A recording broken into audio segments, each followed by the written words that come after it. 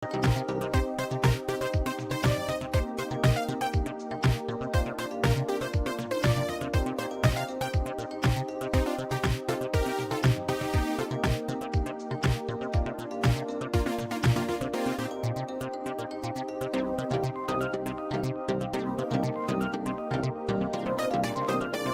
be a stank singer. I know words, I have the best words.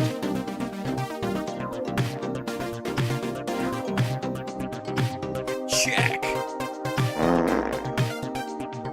Check.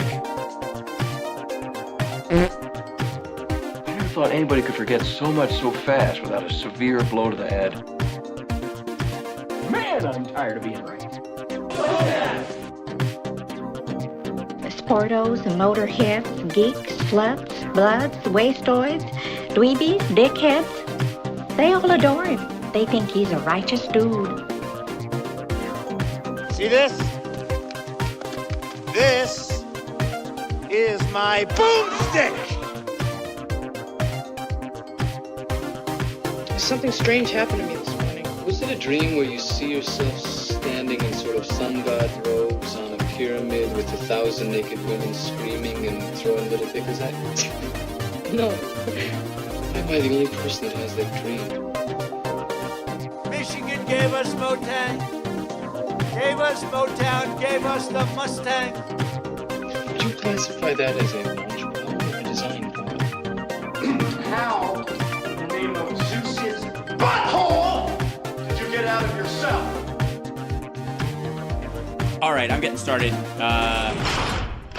So that was fun. That was an adventure. For some reason, my software would not link up at all. It would just start and stop and start and stop and fart out, and not quite sure why. And there was nothing I could really do about it except find a new, deeper, more powerful level of stoic optimism, and which I was successful in doing, by the way. And also, in the meantime, give you guys something to do in the meantime, in that there is a poll going on. Hello. And when I say poll, I mean poll. Now, River. there's also, and I'm trying that out today. That was probably what crashed it. And I also have a raffle going on right now and I'm not wearing one, but the reason I thought of it was because, we have a think tank. So most people I don't know who was here when we thought this up. This was kind of in the morning that I was, along with the NFTs that I sell, which are also genius and available in all of wherever you are and all the interwebs. If you're in the YouTube, it's on the Teespring store. It should be below. If you're looking in the, there it is. Think Tank raffle is going on for viewer use. Exclamation point raffle, and that will enter it. And then eventually we will close the raffle and give away a free tank top. That's the new Think Tank. And let's see if I can I show it to you? I could show it. Sure, why not? Let's see, do this, go to store, show the thing. Takes a minute for it to load. Happen to anybody. Nothing to be ashamed of.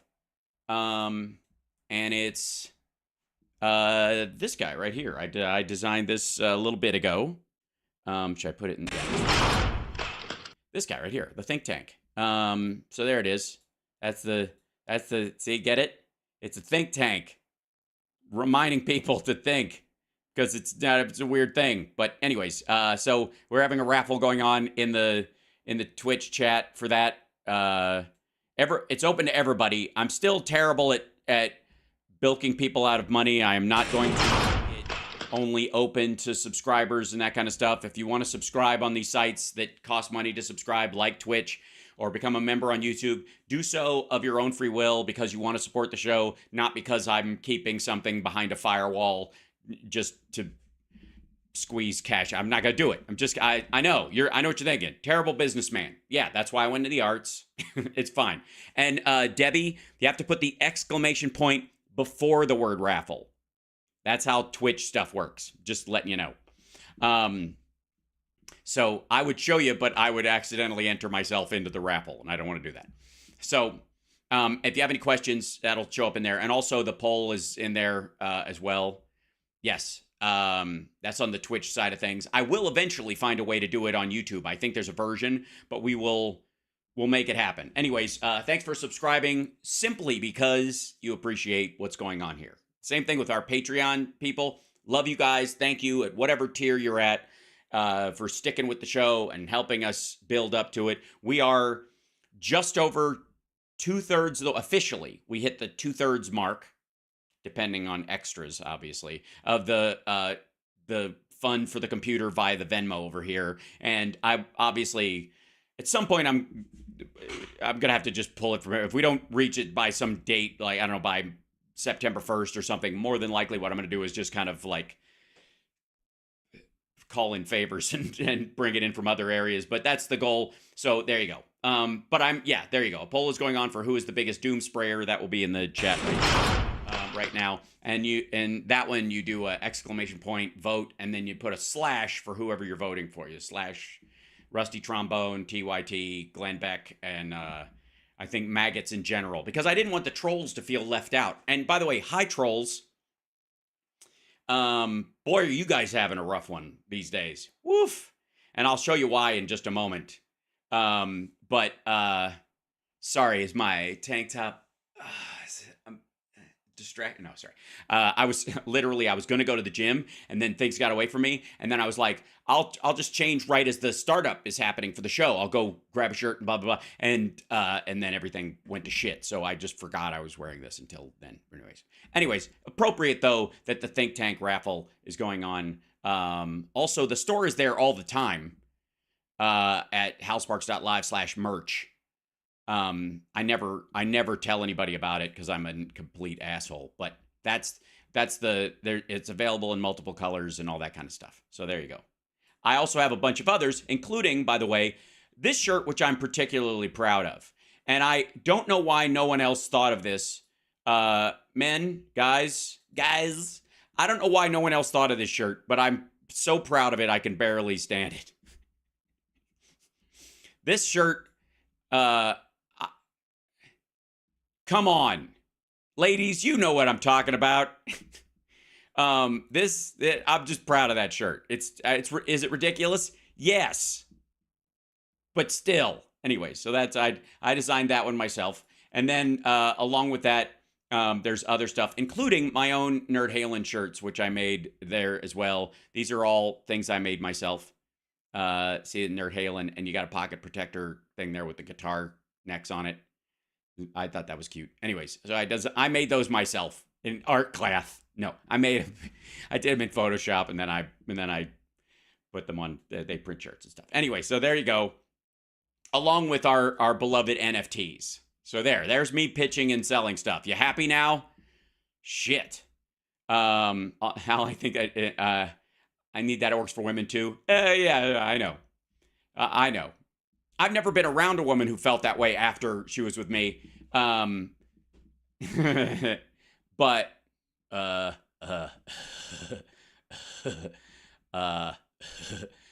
and I'm not selling cats either. So yeah, that's houseparks.live/merch. Just saying. I know, 54,900. We're 100 subscribers away from 55K, you fuckers. It's the tank top, isn't it? No, it's all right. We get there. There are 3 more hands in all directions because the stupids have it surrounded. Yeah, that's not the point of the joke, though. It's a very specific joke that I'm very proud of. All right, now, show, because we have a lot to cover, and one of the things is relatively long. Now, how do we even start this? I should have started a poll around this, but who by just a show of hands in the chat room, wherever you are, Facebook, I really want to hear from you guys because I feel like this is like in your wheelhouse. Who here besides me thinks that, and I grew up in Kentucky, I'm allowed to talk this way, that candy corn is redneck marzipan? And you're like, I thought all marzipan was redneck. Only grandparents. Candy corn is have marzipan will travel for rednecks. That's what it is. And I'm sticking by that. I'm just saying. And the reason it comes up is because I cannot, I simply cannot do a clip that involves Eric Bolling from Newsmax without thinking about marzipan. And you'll see why in just a moment. But he had a sit down with Donald Trump. And I think probably tomorrow, I'm going to go long Friday night because I'm lonely. I think we're going to do the Sweat Fest, the whole, like that, I haven't watched it. I've just seen pictures of him in that high school gymnasium. I think it was in New Hampshire, sweating his ass off. Like his discomfort alone will make it worth it for me. So that's, it was New Hampshire. We're going to do that whole thing tomorrow night because after the regular. So I'm just saying. Anyways, but here we have Donald John Trump, as we're used to seeing him with a giant YouTube play button over his face. Actually, that's a Rumble play button, which is just goes to show you that the right wing's just like, fuck originality. We hate big tech, but we'll steal like it. We'll steal from it. See, you know what? I don't understand why the modern right hates China so much, because they have the exact same business model. Steal from the person you shit on the most because their stuff sucks. It's like walking out of somebody's house going, you have the worst television set, and it's heavy too. Come back here. So there we go. Anyways, like, subscribe, give a thumbs up. Welcome to the show. Love you, patrons. Here we go. This is an if it'll play. What the hell? Rumble's being a jerk.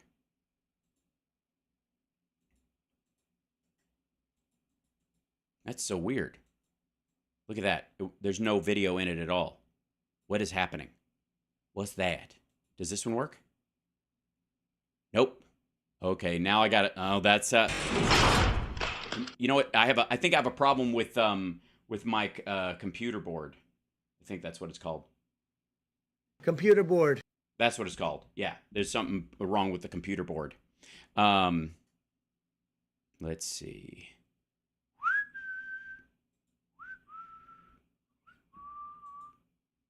Okay, opening it back up. No, I don't want a private tab, you creep. Oh, that's why. Okay, let's see if it opens. Is it because there's too many windows open? Is that what it is? Oh, there's the freak ones. I see. Close. I'm gonna close the window, then I'm gonna reopen it with this guy. I have multiple options where I can play stuff from if we get really stuck. But I obviously I'm under attack from the monsters on the right. What the hell? Yeah, it doesn't want to play at all. That's very weird. Okay, might be a Rumble thing. Let's see.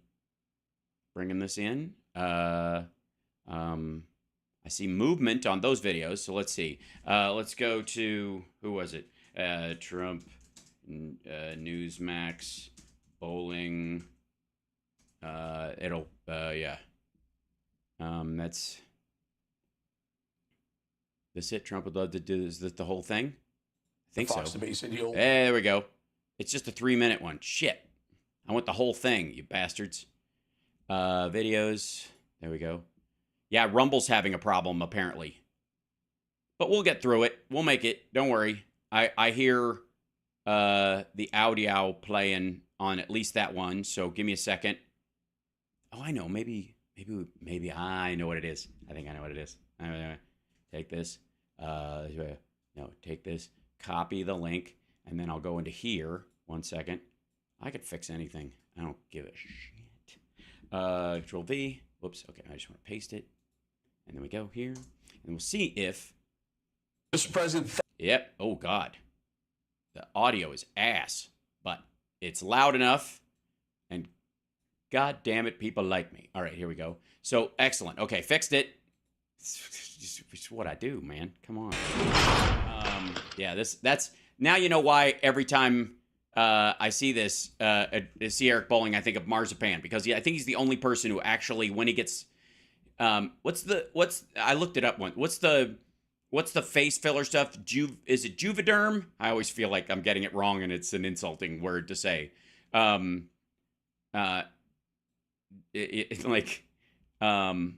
I've still got the pass through on there. That's fun for the filter. I don't know. It kind of works.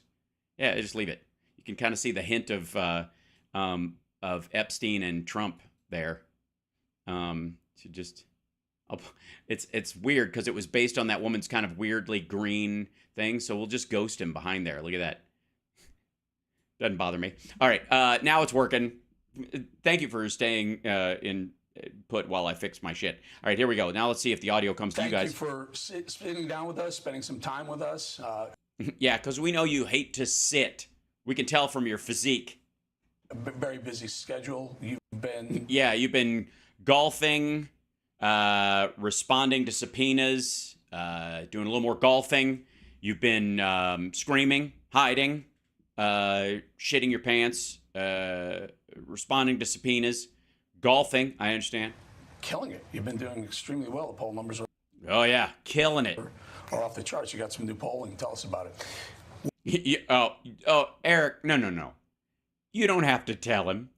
You don't have to say to Donald Trump, "You've got some new polling. Tell us about it." Unless somebody with in his entourage tell you specifically, don't say that. Well, I guess we're up by 45 and 50 points now, and it's a great honor. People see what's happening with our country. Yes, inside the Republican Party, he's bragging about having the plurality of votes. He was already president. They see how badly it's doing. I think they're trying really to contrast that to 4 really incredible years. We rebuilt our military. We got the largest tax cuts in history, the largest regulation cuts in history. Yeah, I mean, that's one of the reasons why this administration has had to deal with, like, chemical spills. We did so much, and we had such success. We were... Yeah, if you count more people dying from a contagious disease than any time in American history since before vaccines were invented. Respected around the world, you know that. No. Does he think snickering is a sign of respect? Better than anybody. We were respected by... You know that. He does. Okay. He does this a lot. We're gonna deal with this. I gotta deal with this to some degree. He does this. You know this more than anybody trick in conversation, and it's a way of leveraging clout out of another person. He says this to people that have nothing to do with the topic at hand. That's one of the more fucked up parts of it. He'll go like, Gay Jenkins is here. She's the comptroller from New Hamilton, Indiana. And, you know more than anybody. Vladimir Putin is at the top of his game. By China and by Russia and by everybody. You wouldn't have had Ukraine and Russia. You wouldn't have had Taiwan and China. Yeah, they wouldn't have existed. I guess you're going to wipe them off the face of the earth, I guess. Wouldn't, which could very well. And I have to say, Bowling looks like he's sitting across from a crazy man and he knows it. Most of this, you can tell there's love. He's getting the Pence gaze, but the rest of him is, he might bite me. I'm a bit worried that this man might. Is he going to grab me by the pussy?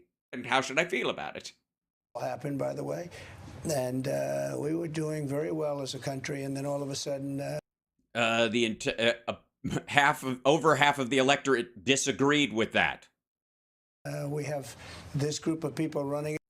President Trump joins the balance.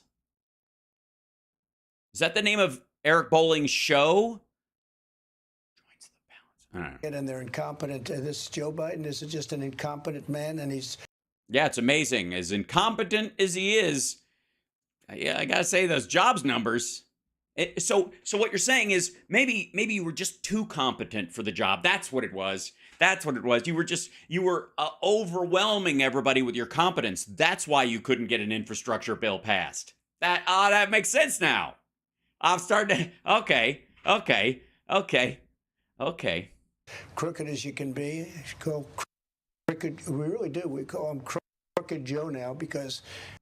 We do. Do we now? Also, Newsmax, what's the fuck is up with your audio? Incompetent. This Joe Biden is just an incompetent man, and he's crooked as you can be. Call crooked. We really do. We call him Crooked Joe now because what they've done with the election to weaponize a DOJ and an FBI like he's done. People have thought about it for probably 100 years, and they do it in third world countries, but they never did it here. Well, yeah. You sound jealous, honestly. Where you have 3 and 4 indictments. You never had an indictment in your whole life, and now you have 3 or 4 in a period of a month. It's all because of the election. They could have done it 2.5 years. All right. It's all because of the election. No, it isn't. And they couldn't have done it 2.5 years ago because only one of these deals, well, 2 of them, I guess, Georgia, but that's out of the hands of the federal government. Georgia is enacting its own law. I mean, again, E. Jean Carroll and his fucking video phone case, and there's a bunch of things going around. But the 2 main ones are, of course, January 6th, which is the most recent one. And he's actually, I think, again, besides E. Jean Carroll and some of the other civil shit that's been going on, that one actually will be the first one on deck because he's been successfully punting the other shit. Specifically, the crimes he committed after he left office, which is the documents case, which is the worst one for him. Years ago, by the way, if they really wanted to. Well, that was nice of you. That's very magnanimous. But they never thought it was going to be necessary. But we're leading him by a lot, too. We're leading not only the Republicans by, I guess, 50 and 52 points. That's a lot. But we're leading Biden by a lot. And I don't know. Eric doesn't look convinced. Or maybe he's just heavily sedated. They've weaponized everything. They're weaponizing all of it. You can't. They're turning everything into a weapon. That's the thing about Biden. He's a doddering old fool, but man, he's like the John Wick of DOJ. Election interference. And I don't think they're getting away with the game because since they've done this, our poll numbers have gone up. The people of this country know it, but we have a crooked guy. We have an incompetent man. I would have never said that, but when they did that. Also, the fuck are you talking about? I would have never said that. This motherfucker will say anything. And you sort of say, let's take the gloves off. Is that the teensy tiny gloves? Little bitty gloves. What they're doing to this country at the border, what they're doing to. You mean lowering the number of crossings and having a functioning border system again after the blather you created with Title 42? Our country with taxes. They're using the environment to just destroy people. I mean, the windmill. Yes, Biden is suffocating people with air. Those are absolutely the most expensive form of energy you can have. We have liquid gold right under our feet. We were making a fortune, and then he turned that off. And no, we weren't. As a matter of fact, the Saudis and the Russians were having a game of chicken, basically, about lowering the price to choke the other one out and effectively try to undermine the natural gas industry in the United States as well. And he had to come in and tell them to raise the price of everything. That was his argument. It's an environmental nightmare. Right? That because windmills kill, they give birds cancer. Some news that came out today, James Comer, the chairman of the House Oversight Committee, released some documents that showed that the Biden family received tens of millions of dollars. Well, no. To be fair, the Biden family and their associates, which, I know why you left that off because Trump is a friendless old fart, but it's still important to the discussion. Countries like Kazakhstan and Ukraine and others. One of the subtexts was there was a transfer of money, $142,300 that went from one of these foreign oligarchs right into the Devon Archer and Hunter Biden company, which they turned around the very next day and purchased a sports car, same dollar amount. Yeah. They're doing this type of thing.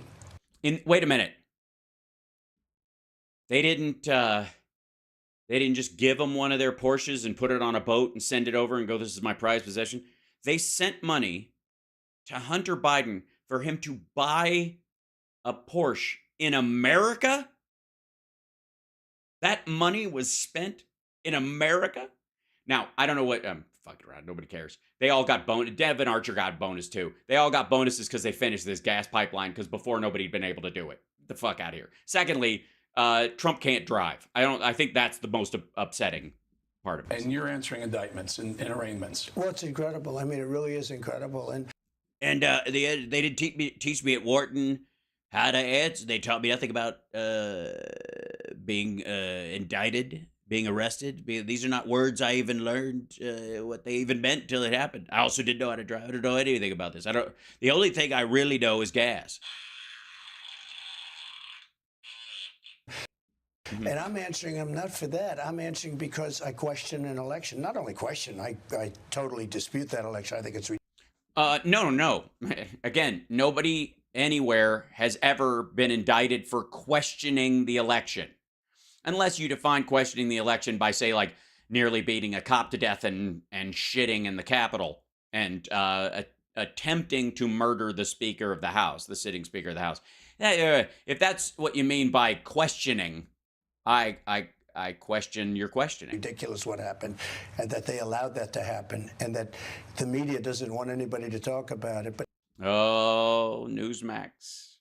By the way, right after this, Newsmax had to say, by the way, we believe that the election was legitimate and legal. They did a little right after the interview was over. now we can.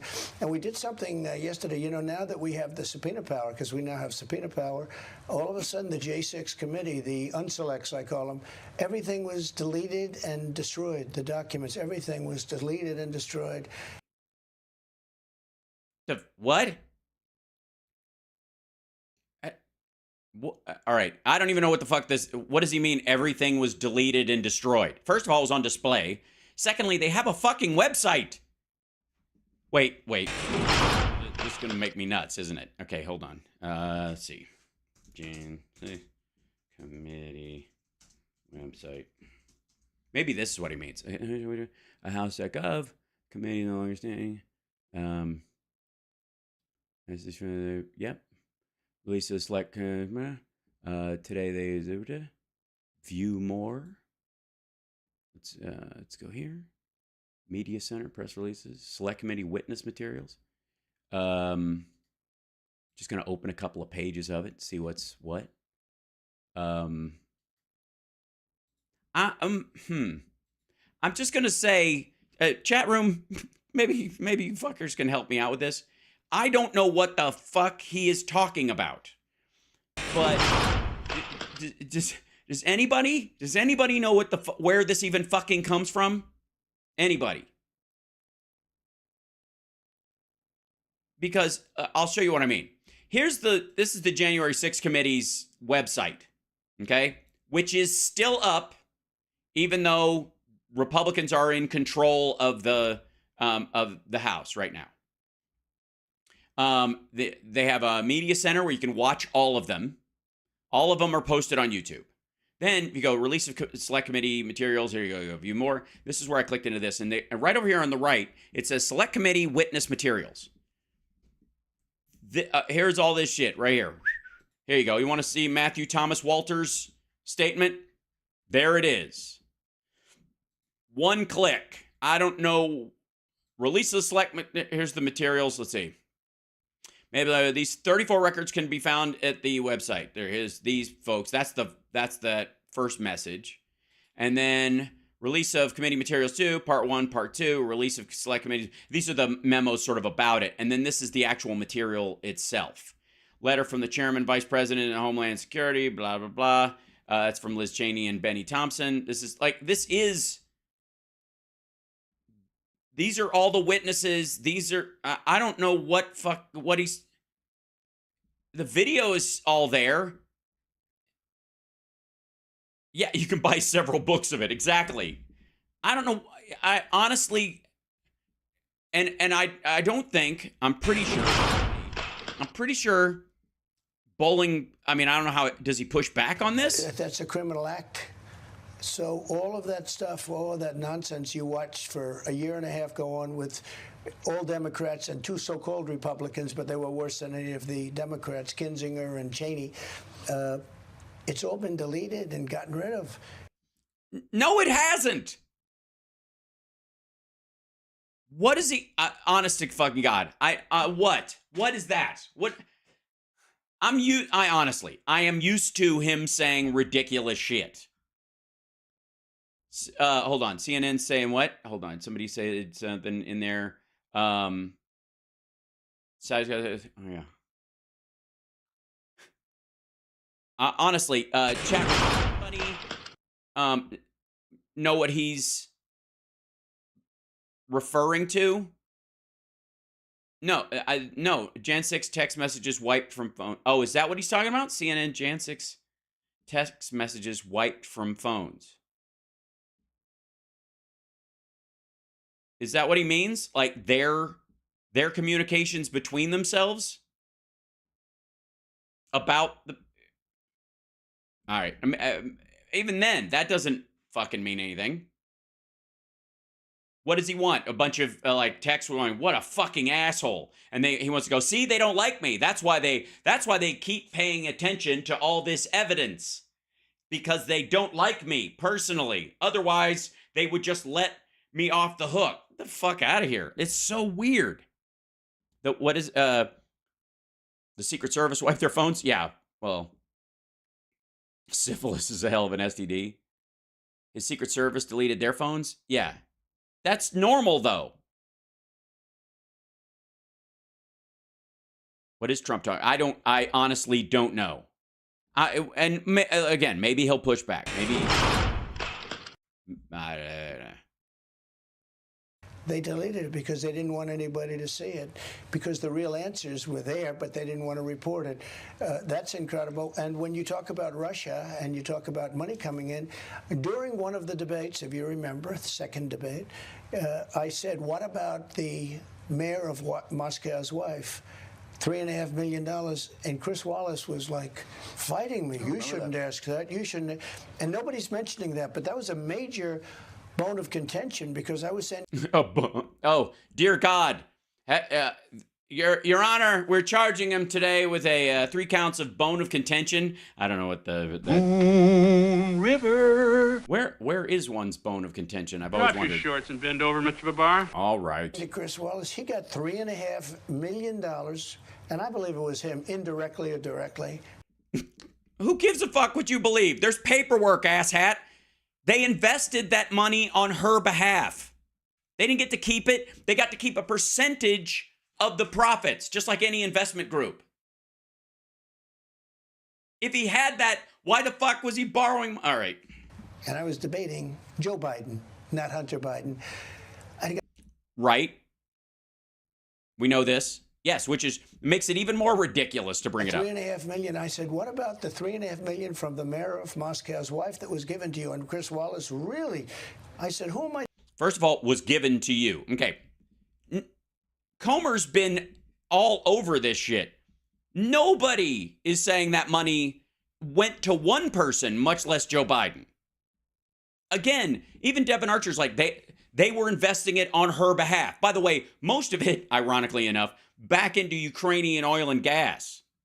Am I debating him or am I debating you? You bring up a good point. That's an edit. The next topic I want to talk about, the debate. Chris Wallace was at Fox. He stopped that debate down and fact-checked you, and he was wrong. He was so wrong. Which begs the about what? Question, August 23rd, Fox debate. You said, in the past, you said I'd be stupid to go to the debate because I'm winning. Someone else used a comment like, why eat when you're not hungry? Yeah, that's a great analogy. That's what debates are. The debate is, yeah, I'm sorry, chat room. I'm sure you all are under the misapprehension that debates are so that the people watching can see you handle the complexity of an issue on the spot when asked about something, to see what your command of the details are and your leadership and argumentative skills in a situation where you're brought, when you're pulled into a situation where a complex topic is discussed. I thought that was for. Apparently, no. It's basically for Trump to just like gobble up the audience for himself as viewers, or piss all over them or some shit. You're not going to that debate, are you? So I'll let it be known next week. But look, I'm leading by 50. That's a no. And 55 points over DeSanctimonious. The nice part is I'm leading by a lot over Biden. Nobody's ever led by so much over somebody. We just have to. It happens all the time. Doesn't amount to a hill of beans. To make sure they don't cheat on the elections, because that's the question I get more. Sir, will they do it again? Will they cheat again? Sir? We're not going to let them. We can't let them. Honest question. If you're alleging that he cheated and got into office when he was able to kick your ass cheating when he wasn't even in control of the government, what fucking shot do you have now that he is? Are you nuts? And the answer obviously is Biden didn't cheat and he doesn't have any plans to cheat is the issue. And this is just loser talk. We call it loser room talk, okay? That's how we talk about it. Because loser room. that election will be the most important election in the history of our country because our country's going to hell. You look at our borders, we're being invaded at our borders. Prisons are... Honest to God. Bowling, you can tell he's used to talking about and to this motherfucker, but not being downwind from him. Because you can look at his face. He's like, oh, God, this is not... I don't want this man near the levers of power, but if I say so, I will probably be assaulted by some lunatic the next time I go to Florida. So hold it together, Eric. Just hold it together. Being emptied out into our country and mental institutions, insane asylums, it's a stronger word.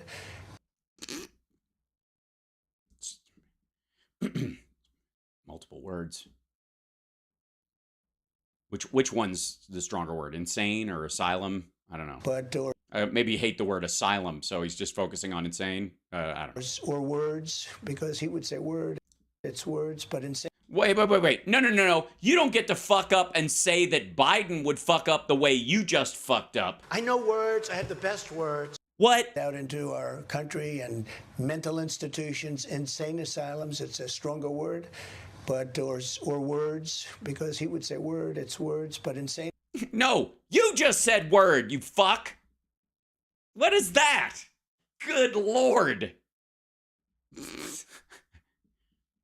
No, you don't get to like project your flubs on other people. Asylums being emptied out into our country, terrorists are pouring into our country. They're catching a lot, but the ones that are really bad and really smart, they're getting through, and we have no idea where they are and who they are. Sure we do. They're at Mar-a-Lago and Bedminster, posing as as regular staff. I mean, it's a great place. Obviously, close to the seat of power for the Republican Party, one of our two big parties in the country. It's easy to get in there. You can bullshit your way in. They don't check your papers, clearly. So they are where they come from. Our country is in serious trouble. We are at a level where I don't think we've ever been like this. I think it started with the election, but I think it also... What the fuck are you talking about at a level we what? This is just rambling now. A big part of it was Afghanistan. When they saw how incompetent we handled that, when we left, when we took out the soldiers first. He's not even nodding. That's weird. Also, you negotiated the exit, the surrender in Afghanistan, because that's what he negotiated. When you leave out the sitting government, you negotiate with the bad guys and you say, just don't shoot and we'll leave. That's a surrender. You're negotiating a surrender. That's why he's saying they surrendered, because that's what he fucking did and he knows it. But secondarily, he set this up and then did none of the setup work to protect our soldiers and our embassy staff and the people who had helped us. He was just like, fuck them. I lost the election. Let them deal with the deadline. First, and I was all set. We were going to leave with dignity and strength. And stay in Bagram forever and turn it into the 51st state. Do you think what do you think? Do you think he says the Bagram part? I don't think so. I think he leaves it out in interviews, says it a lot on the stump sometimes. I dealt with the head of the Taliban. Yeah, the Taliban. It's pronounce it however you want. Biden would probably say Taliban. I saw how incompetent we handled that when we left, when we took out the soldiers first. And I was all set. We were going to leave with dignity and strength. Two traits that Donald Trump has never had in his entire life. I dealt with the head of the Taliban, and just say it how like. Maybe his new name should be Taliban. Oh, I see. So he learned how to pronounce that from Silk. Press went crazy. How would you call him? I call him because that's the one that was making the decisions. No, he wasn't. He was in a fucking Pakistani jail. As they said to Jesse James, you remember Jesse James, the bank robber. Why do you only rob banks? I rob banks because that's where the money is. So I suppose. So you break people out of jail because that's where the criminals are? Or the terrorists? Point of order, Mr. Chairman, if I may. Anybody notice that he talks about how they're emptying out their prisons? He says this a bunch. They're emptying their prisons and they're sending them here. Do you think it's because he's a little sensitive about the fact that he emptied out Afghanistan's prisons and released 5,000 Taliban fighters? Sorry, Taliban. He'd say it, Taliban. Spoke to the head of the Taliban, and we had a very good understanding. For 18 months, not one American soldier was even shot at, and he knew not to do it. Why? What was the concession? Anybody know? Anybody know why they didn't shoot at us? Because the deal was, don't kill any of our guys and we'll leave. Let us pack our shit and get our people out, and don't kill anybody, and we'll be out by this date. If you kill anybody, they'll make me stick around. The generals, the American people will get pissed and they'll say, fuck this. But if you can stop everybody from killing our guys until the date, we will leave. That's a surrender. That's a negotiated surrender. That's what Trump did. Trump negotiated a surrender in Afghanistan and then didn't bother to do any of the mechanical aspects of the removal of troops and embassy staff and support teams and contractors and any of that shit, because he didn't give a fuck anymore, because the United States electorate told him to go fuck himself. And then this guy takes over and he moves the military out first, leaving. Okay, the last person to leave was a military member, and he brought in 6,000 troops, extra troops, to facilitate the exit. 13 dead soldiers, 36 horrifically wounded, many other people dead. You know, people don't talk about that, but many, many people dead. By the way, of the 96 dignified transfers that happened at the Air Force Base, Trump went to 4 of them during his presidency. Of the 96, he went to 4. He stopped going after one of the parents got mad at him. Biden kept going. Biden continues to go, if it even happens. So we haven't lost anybody since. Nobody points that out. We're also not in Afghanistan anymore. And all of this for nothing. And what else did we leave behind? $85 billion worth of equipment. Billion, not million. $85 billion. No. Why was there $85 billion worth of shit if you knew that it wasn't? We had till March to get out, because his original date was March 31st, right? Or May 31st? Was it May 31st? May, June, July, August. It was, yeah, May 31st was the date that he negotiated with the Taliban. So they didn't start, during his presidency, up until January 21st, when Joe Biden took over, Trump hadn't removed any of that shit. He just left it there. That stuff was, they weren't even planning on moving it, or they were going to go, we'll do it in the last 30 days. Worth of the best military equipment in the world, because gibberish, by the way, shredded. We've talked about I rebuilt the military, so I bought most of that equipment. They gave a lot of it to the Taliban, to Afghanistan. Okay, why can't he pronounce Taliban? Why is he stuck on Taliban? Is this another Oranges moment? Is that where we are? The Mueller report, I wish, covered the Oranges. Yeah, he can't say Taliban. So I don't think we've ever had a country in worse shape. Well, then you know what that's more indicative of? How fucking cush this dumbass's life has been. Because he's never noticed normalcy until his ass was in a ringer. That's what this is about. The reason why he thinks the country's going to hell and he's never seen it like this is because he's never ever had to face the music on fucking anything. He always was able to find a ripcord, even if it meant stealing from his now dead brother. That's why. When I negotiated with Cinnabon, right. One thing very important, today it's nuclear. It's not army tanks going back and forth. And we have a man that can't put 2 sentences together. Okay, fuck you. To put those 2 sentences together.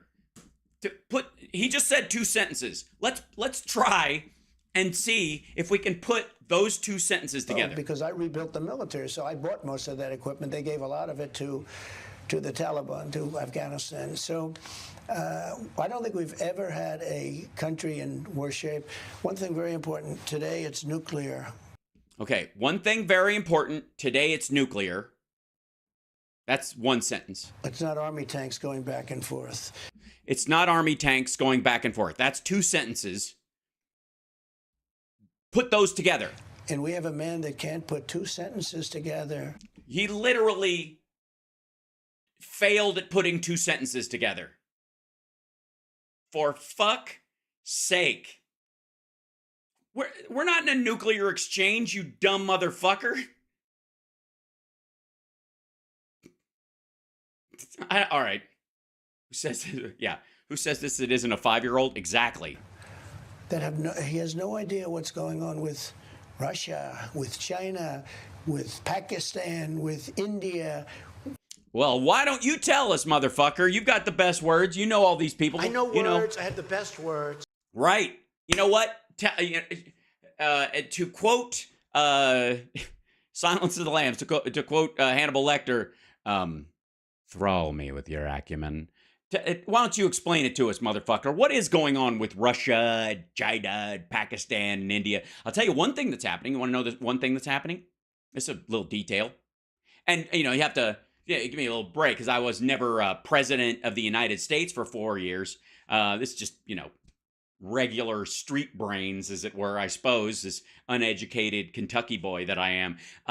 Russia is in deep shit right now because the ruble is at its at the lowest number. Like I guess 4 separate currencies. It's at its lowest point in 25 years, and in some cases, since it's been measured as its own currency, because the Russian ruble, post USSR, the USSR had a ruble that worked, and it wasn't really on markets and that kind of stuff. So it's a brand new currency for the most part. It just hummed along at shit level for a while, and right now the US dollar, the yuan, the Indian rupee, and what was the other one? The euro, are all at a 25-year high compared to the ruble. The big one is India. It's not surprising that because the yuan, they fuck with it. They measure, they do whatever they want with it because it's not based on anything real. And the US dollar and the euro they're constantly having to leverage it against the markets in multiple countries and its use throughout the world and all this. It's a big, complicated process to decide its worth. But the Indian rupee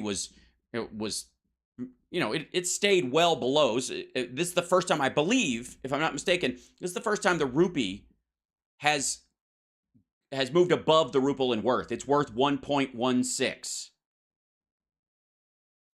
rubles. That's incredible. That is absurd. Now, it shouldn't be because India is a ginormous country with a lot of resources and a lot of very smart people, and if they ever got their act together industrially, they would basically put China out of business forever. But it's a big turning point, and it's interesting to me that it all happened when Glenn Beck and Jimmy Dore and all these motherfuckers were saying the petrodollar is over and it's going to be the ruble yuan BRICS currency that's going to do it. Just saying, but I'm sure he'll tell us. With Iran, I had Iran. They were going to make a deal within 1 week after the election. They would. You said 2 weeks, but 1 week. So you're against the normalization of relations between Saudi Arabia and Israel as a bulwark against Iran. You're against that? Explain, because that's what the Biden administration's working on. And that's hold on, side, if I may, chat room. Because there's been some movement on this. Let's see. Well, it's always bad news when I go to Axios. Not for me, not for you, but for Trump. A manufacturing investment super cycle is starting. There is massive new investment taking place in U.S. heavy industry that's set to shape the economic landscape for years to come. Gee, I wonder why Trump never was able to make that shit happen. It's fun. Anyways, Axios had this thing on Israel. By the way, here's can I just show you the chart though, real quick, on the manufacturing. Welcome to Joe Biden. Pow! This is Bidenomics right here. Bidenomics starts right here. Bow. Just saying. Nobody gives a shit. It's flyover states, right? Apparently. Okay. Now let's see. I'm gonna have to search for it real quick. Yeah,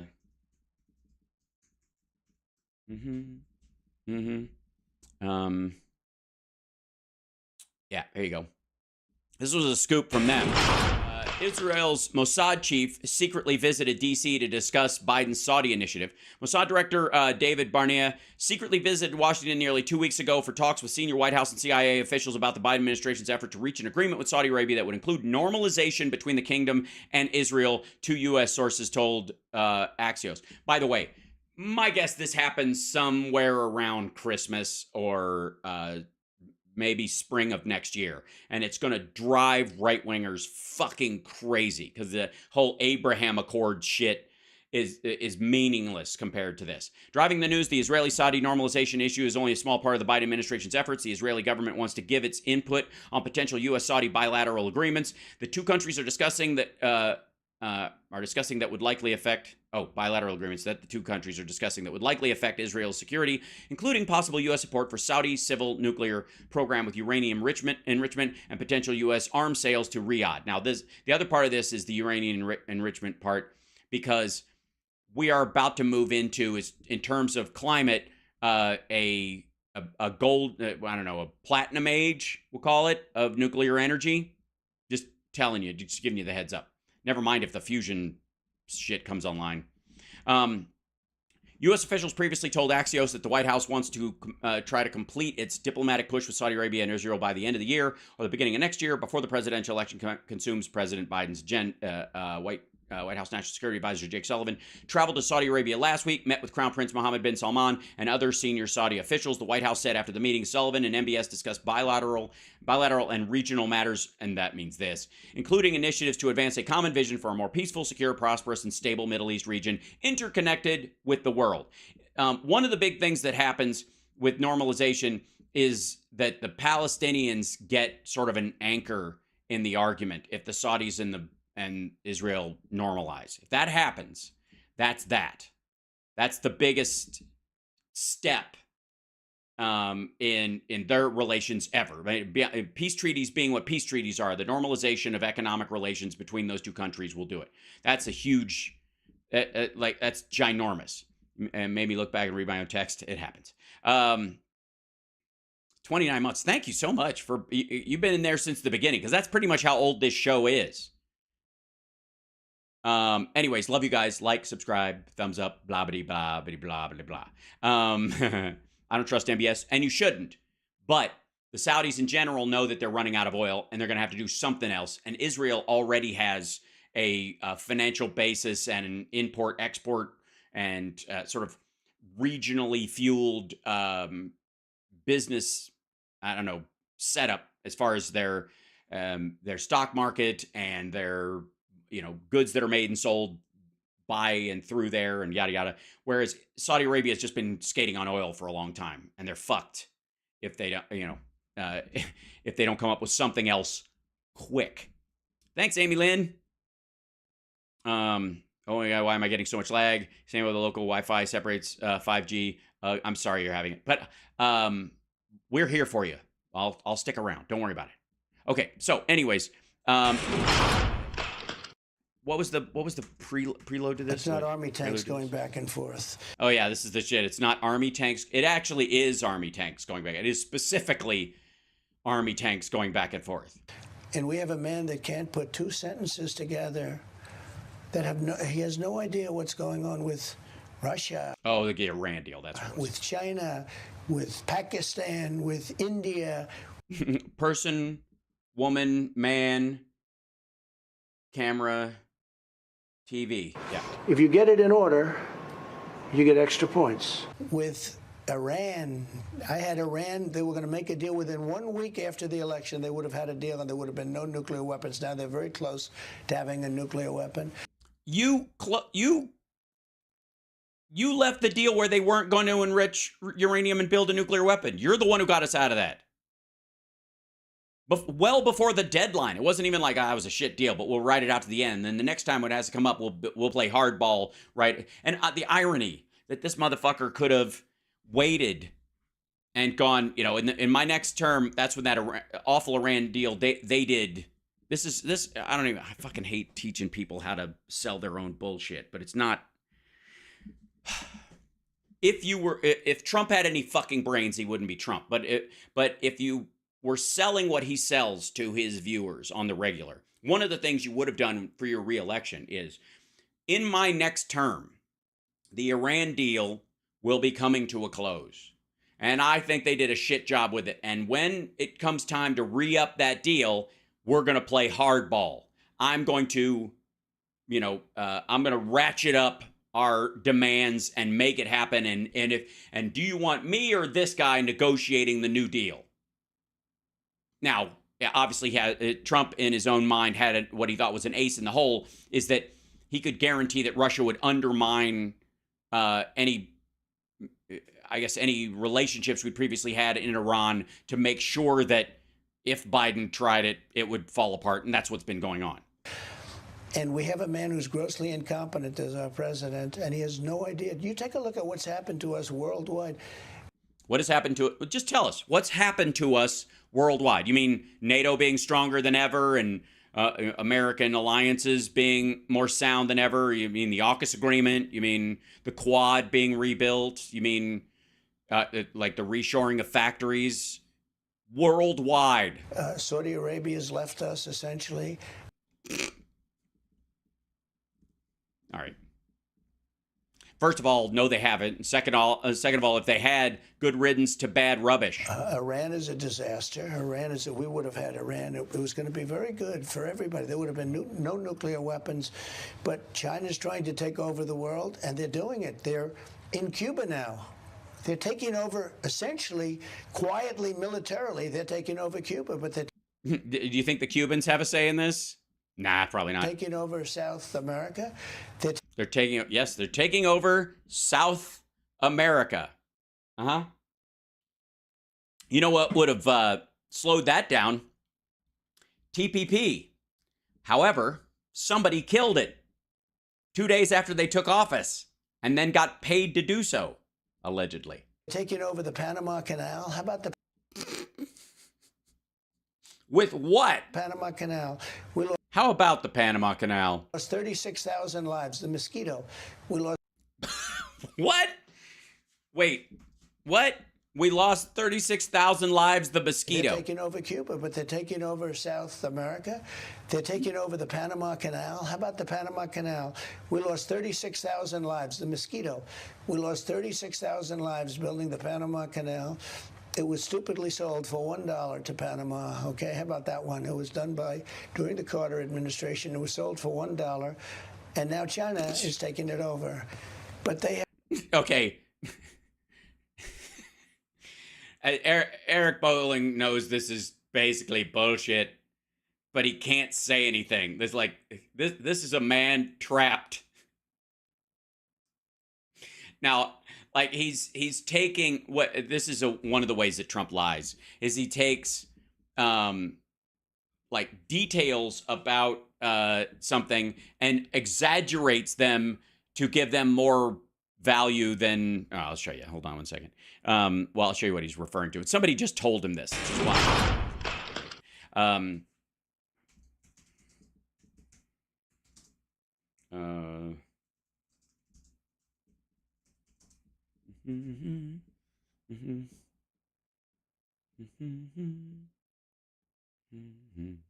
Let's see. Yeah, this is... Hold on. Yeah, it's the History Channel version of it.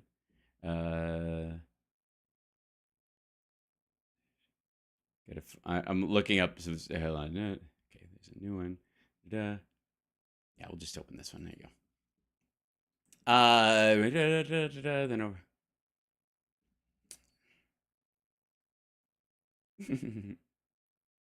So during the Carter administration, right? That's what he said. Am I right? Which would be 1979. Is that what he's saying? All right. Okay. First of all, this is from the History Channel, so fake news. On December 31st, 1999, it would be during the Clinton administration. It's in all fairness, it's another Democrat where their last name starts with a C. Maybe that's the confusion. 1999, not 1979. The United States, in accordance with the Torrijos-Carter treaties, these are the treaty that was put in place, officially hands over control of the Panama Canal, putting the strategic waterway into Panamanian hands for the first time. Crowds of Panamanians celebrated the transfer of the 50-mile canal, which links the Atlantic and Pacific Oceans, and officially opened with the SS Archon sailing through on August 15th, 1914, which was not during the Carter administration, just then. Since then, over 1 million ships have used the canal. Interesting in finding a shortcut from the Atlantic to the Pacific, originated with explorers in Central America in the early 1500s. In 1523, Holy Roman Emperor Charles V commissioned a survey of Isthmus of Panama, and several other plans for a canal were produced, but none were ever implemented. U.S. interest in building a canal was sparked with the expansion of the American West and the California Gold Rush in 1848. Today, a ship heading from New York to San Francisco can save about 7,800 miles by taking the Panama Canal rather than sailing around South America.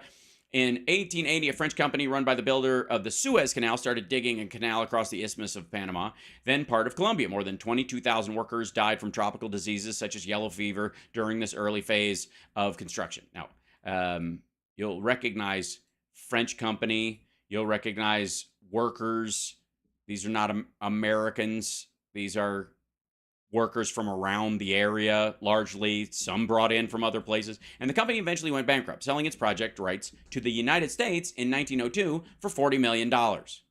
President Theodore Roosevelt championed the canal, viewing it as important to America's economic and military interests. In 1903, Panama declared its independence from Colombia in a U.S.-backed revolution. The U.S. and Panama signed the Hay-Banal-Varia Treaty, in which the U.S. agreed to pay Panama $10 million for perpetual lease on land for the canal, plus $250,000 annually in rent. Over 65, by the way, for a canal we didn't start building, but we finished. And again, good old American imperialism.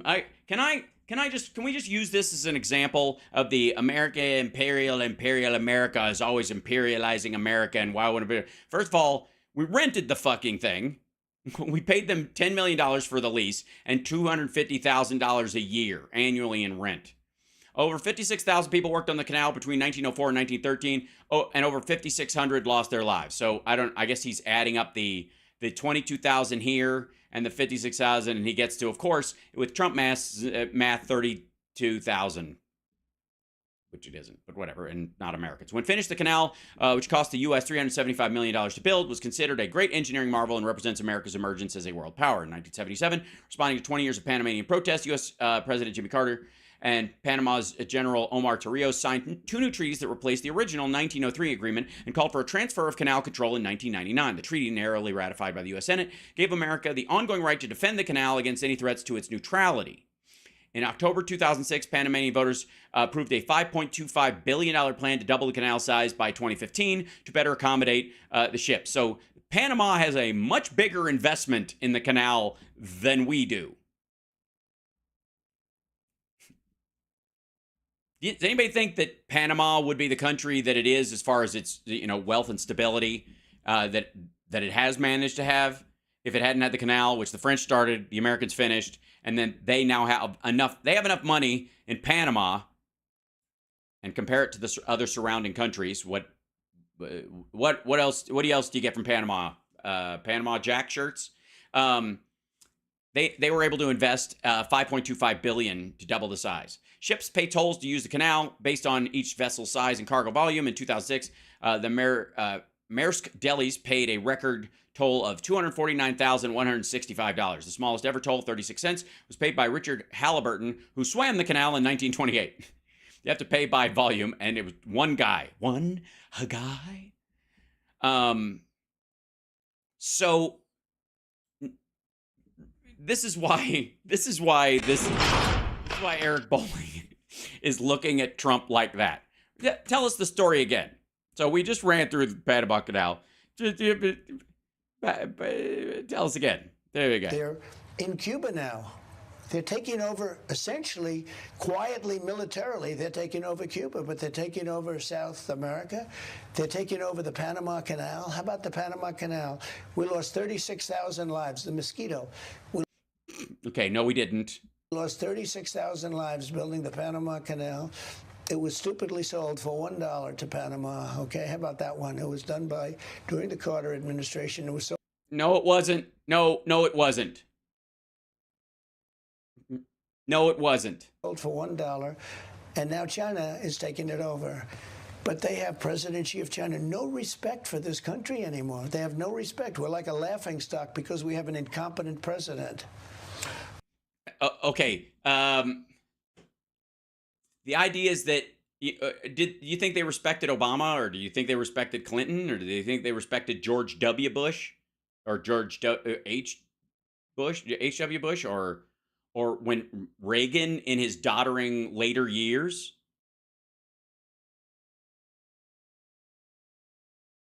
Also, why should we give a fuck what Xi Jinping thinks of our president, considering he's not a president himself? He was installed, and their country is fucking collapsing. We'll get to that later. We have so much. You just opened up so many avenues right now. But yeah, so much to talk. There was so many areas where you were wrong all at once. Just to clean up, tie up the Fox debate. You said you'll decide next week. What is there? I'll be announcing. Yeah, I've already decided, and I'll be announcing something next week. Yes. I noticed the Fox senior executives came and had dinner with you and pitched you. Did they move the needle? Well, they were very nice. Look, they were very nice. Here's why, Mr. President. The only reason I say this, I put a poll up on Twitter. A Twitter poll? Yowza. At least 2/3 of the people don't want you to do the debate because they feel it could be a setup. Because I work for Newsmax, and that would be a coup for Fox and fuck us into oblivion. And my bosses want me to bring this up. Are you concerned about Fox? About being on our direct competitor that we're trying to make a swipe at? Failing, but still. Well, when you're at 75, 78, 80%, and other guys are at 0, 1%, 2%, 3%. You should be able to handle them. I agree. Just way to bring it up. If they're at that level, shit. Show them how it's done, son. Fuck, I'd roll up just to lay my crank on the podium and go, ask away. You do say, what's the upside? Yeah, I'm going to get asked the question, and I don't know whatever, and I can't edit it, and what's the upside? One of them is going to ask me a question or say something, and I'm going to have no response to it, and I don't even know where I am right now, and... They're going to go up 1 point, but they could go up. You know, they're not... Why would they go up? If you're the fucking king, why would you worry about it? It's not like you're busy running the fucking country. I get why Biden wouldn't do it. Mainly because he only has 2 people running and they're both idiots, specifically. But you've got a field of people who you might be choosing a VP from one of them. And Biden did in his run. He ended up choosing somebody who was face-to-face, probably gave him the biggest challenge on the debate stage. He ended up making her VP. You know, but that's, of course, what being a man is about. Not dumb people. They're senators. They're governors, they're intelligent people. You have some very good people. I think you have some very good people, and you have some people. I mean, I have a problem with the debate for another reason. I wouldn't sign the pledge. Why would I sign a pledge? There are people on there that I wouldn't have. I wouldn't have certain people as, you know, somebody that I'd endorse. So, all right. He won't sign the pledge because if you lose the primary, will you endorse the other person, the person who wins? Well, he's like, I won't. If somebody wins who doesn't kiss my ass, fuck that. Also, is anybody else spotting that he's got this kind of like arc that he didn't flatten it out enough, and there's just like this wisp bald spot, like the top of his head is just completely blank, and he swept the top over, but there's a puff, and the light is just going straight down into it. It just, there's nothing there. Anybody? All right, who cares? I mean, it's not a thing. It's just have it or don't have it. I don't care. They want you to sign a pledge, but I can name 3 or 4 people that I wouldn't support. It's the lighting, because every time he pulls back and the lighting doesn't reflect off the top where they've got it sprayed. for president. So right there's a problem, okay? Right there's a problem. But I don't have to use that. Right now, no, I don't want to do that. I don't want to do that. There's no reason to insult them. But there are some people there that a lot of people wouldn't endorse, but they wouldn't be right. They're not going to go anywhere, by the way. They're not going to get it. But I So wouldn't the endorse RNC it. said that's one of the requirements for, so you won't sign it. Well, they have 3 or 4 people that I wouldn't, you know, who would put these people as president? If you ever put these people as president, but you'll get somebody else. There'll be somebody. But right now, I saw Kristi Noem, who's terrific. She's done a fantastic job. I watched her this morning. She was on television. They asked her, are you going to run? Because there are other people running. Are you going to run? She said, no. Why aren't you going to run? Because nobody can beat Trump. She said it, which I greatly respect. I mean, she's saying, I hope the truth. She said, why would I run? Nobody's going to beat Trump. There's not even a contest. These people are just wasting their... Yeah, that's the coward's answer. You know, why won't you run? Because nobody can beat Trump, because his maniacs run the fucking party. You don't run... I mean, part of running it, obviously, is thinking you can win, or that you can earn the trust of the voter to win, no matter who else is out there. Otherwise, why the fuck bother? Even, especially if you're not a name anyways. If you don't have some sort of like guaranteed push through, if you don't have, you know, if you're not running on Trump running on his dad's fucking name, right?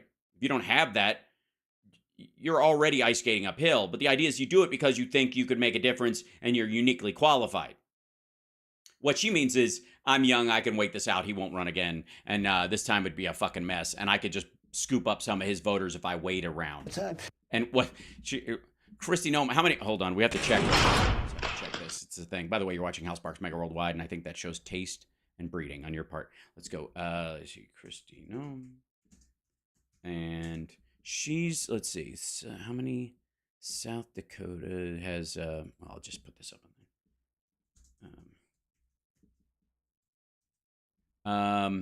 Yeah, so she's a governor of a state that has, the entire state has 2 senators and less than 1 million people in it. She's got a little, yeah, like 120,000 more people than North Dakota. That's it. But she's, you know, huge compared to Wyoming. That's why she's not running, because she's got an easy seat. She's not going to give it up.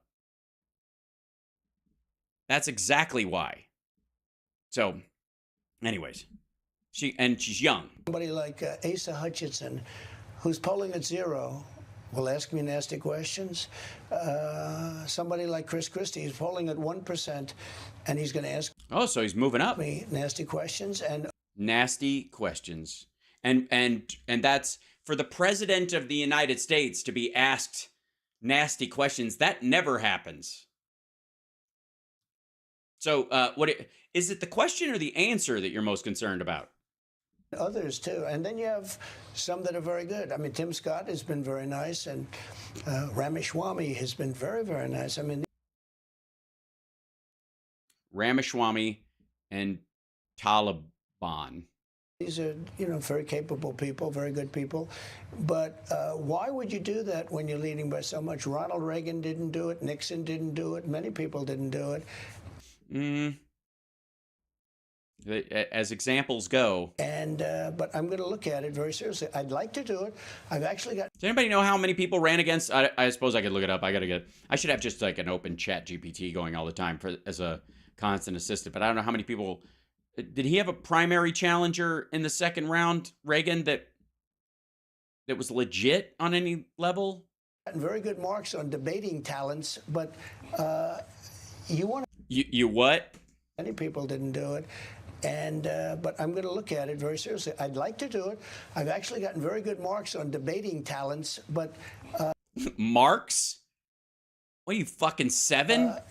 You want to be, you know, they want a smart president. And it's not smart to get asked questions you know you're incapable of answering, and that's the important thing, I think, more than anything else. Man's got to know his limitations. They want somebody that's going to be smart, so we have to do the smart thing. Yeah, I think. And the smart thing is talk as little as possible unless you control the entire circumstance. I would agree with you that why would you do it? Chris. But that's because you work for Newsmax and it's going to be on Fox, and there won't be a Newsmax debate. And Pence both said you may not have the guts to come on to the debate. Well, that's what people will say. They'll say, oh, he doesn't have the guts. He doesn't. Yeah, that's pretty much, yeah. Yes, I agree. He does not have the guts to do it. Have the guts. I mean, I did CNN town hall. That was about alone. As hostile as you can do. No, it wasn't. Here I did very well because, you know. I hear I did very well.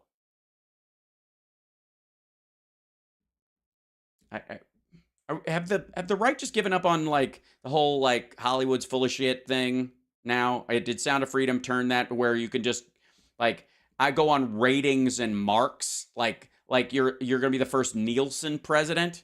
Sorry, Reagan was already that. Did so well that they fired the head of CNN over that debate.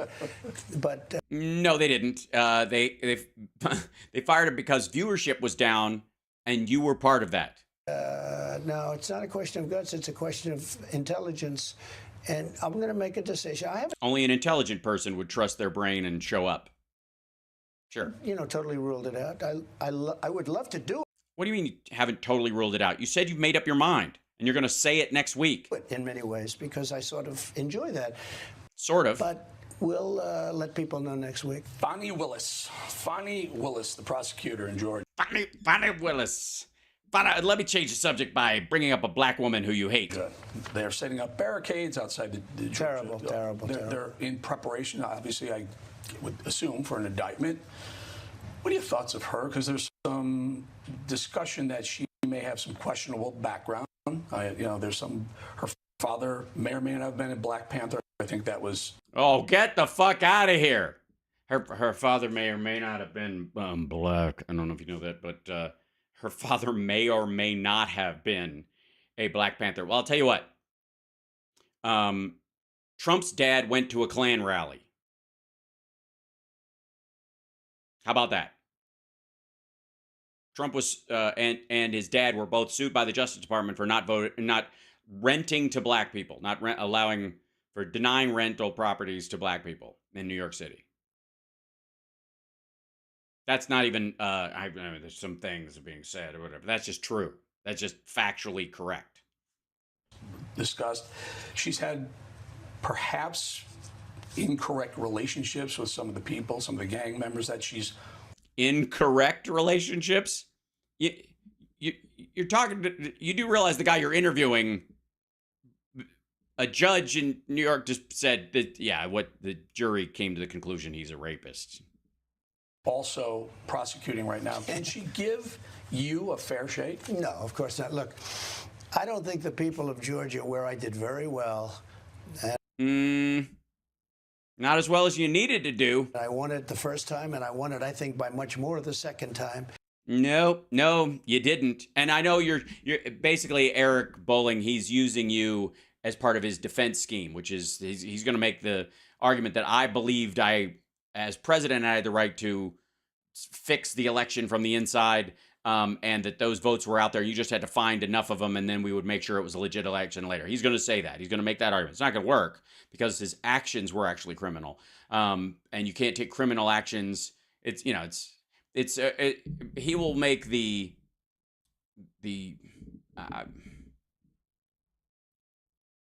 I wouldn't say bounty hunter, but it like make an argument that he was acting outside the law to do something that should be inside the law, and that's not how it works. I can say that about the whole election, too.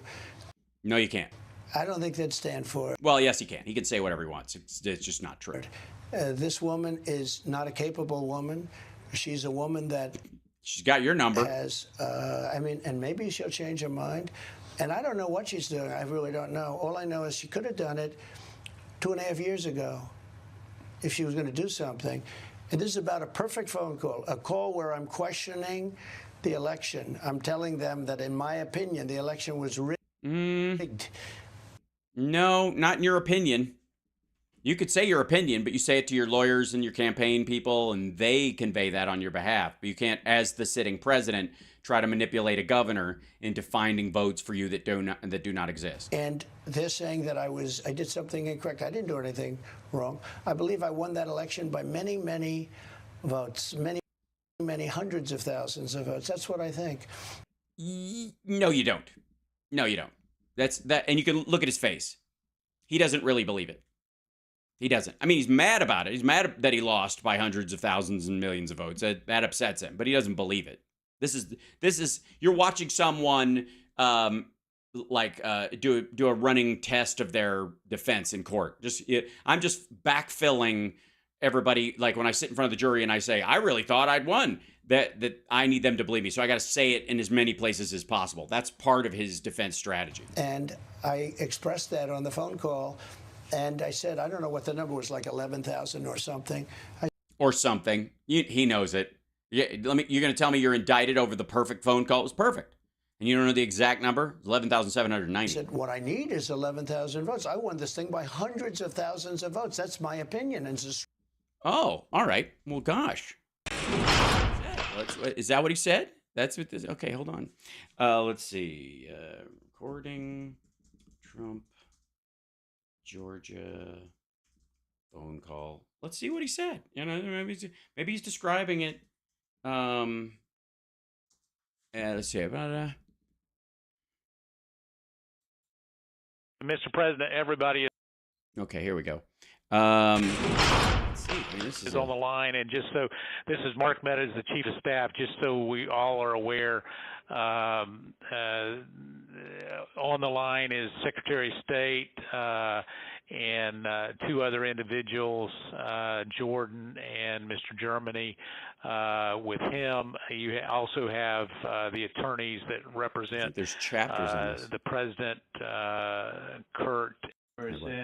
We had, I believe it's about 4,502 voters who voted, but who weren't on the voter registration list. So it's 4,502 who voted, but they were not on the voter registration roll, which they had to be.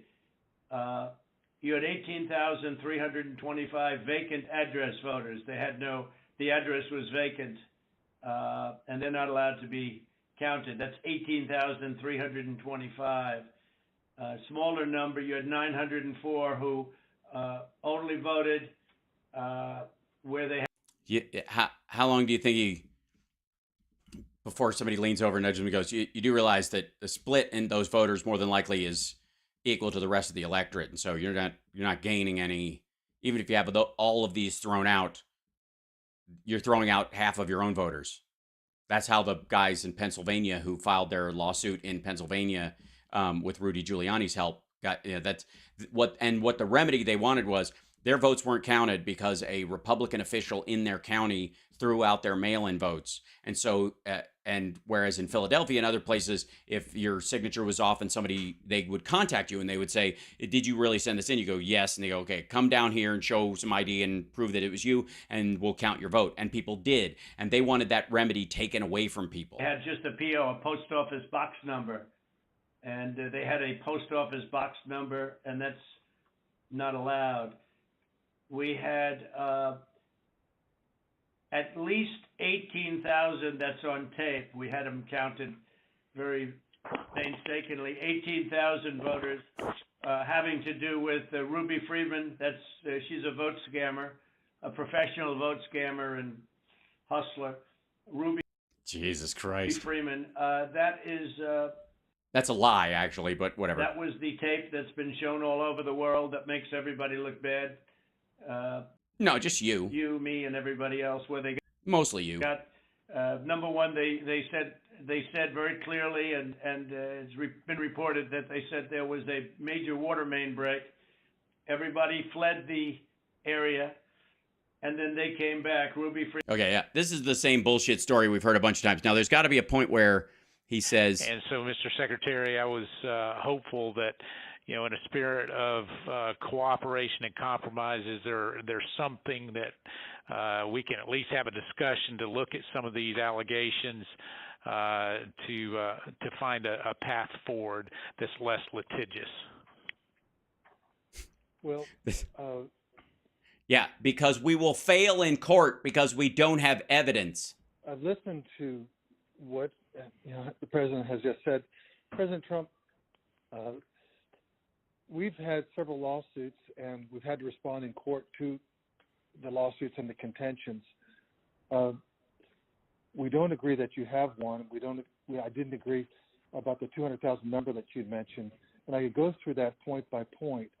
What we have done is we gave our state senate about 1.5 hours of our time going through the election issue by issue, and then on the state house, the government affairs committee, we gave them about 2.5 hours of our time.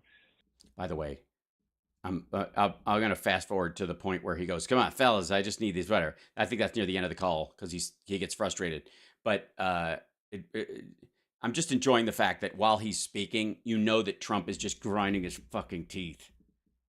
Going back, and we all know how it turned out as well. Point by point on all the issues of contention, and then just a few days ago, we met with our U.S. congressman, Republican congressman, and we gave them about 2 hours of our time talking about this past election.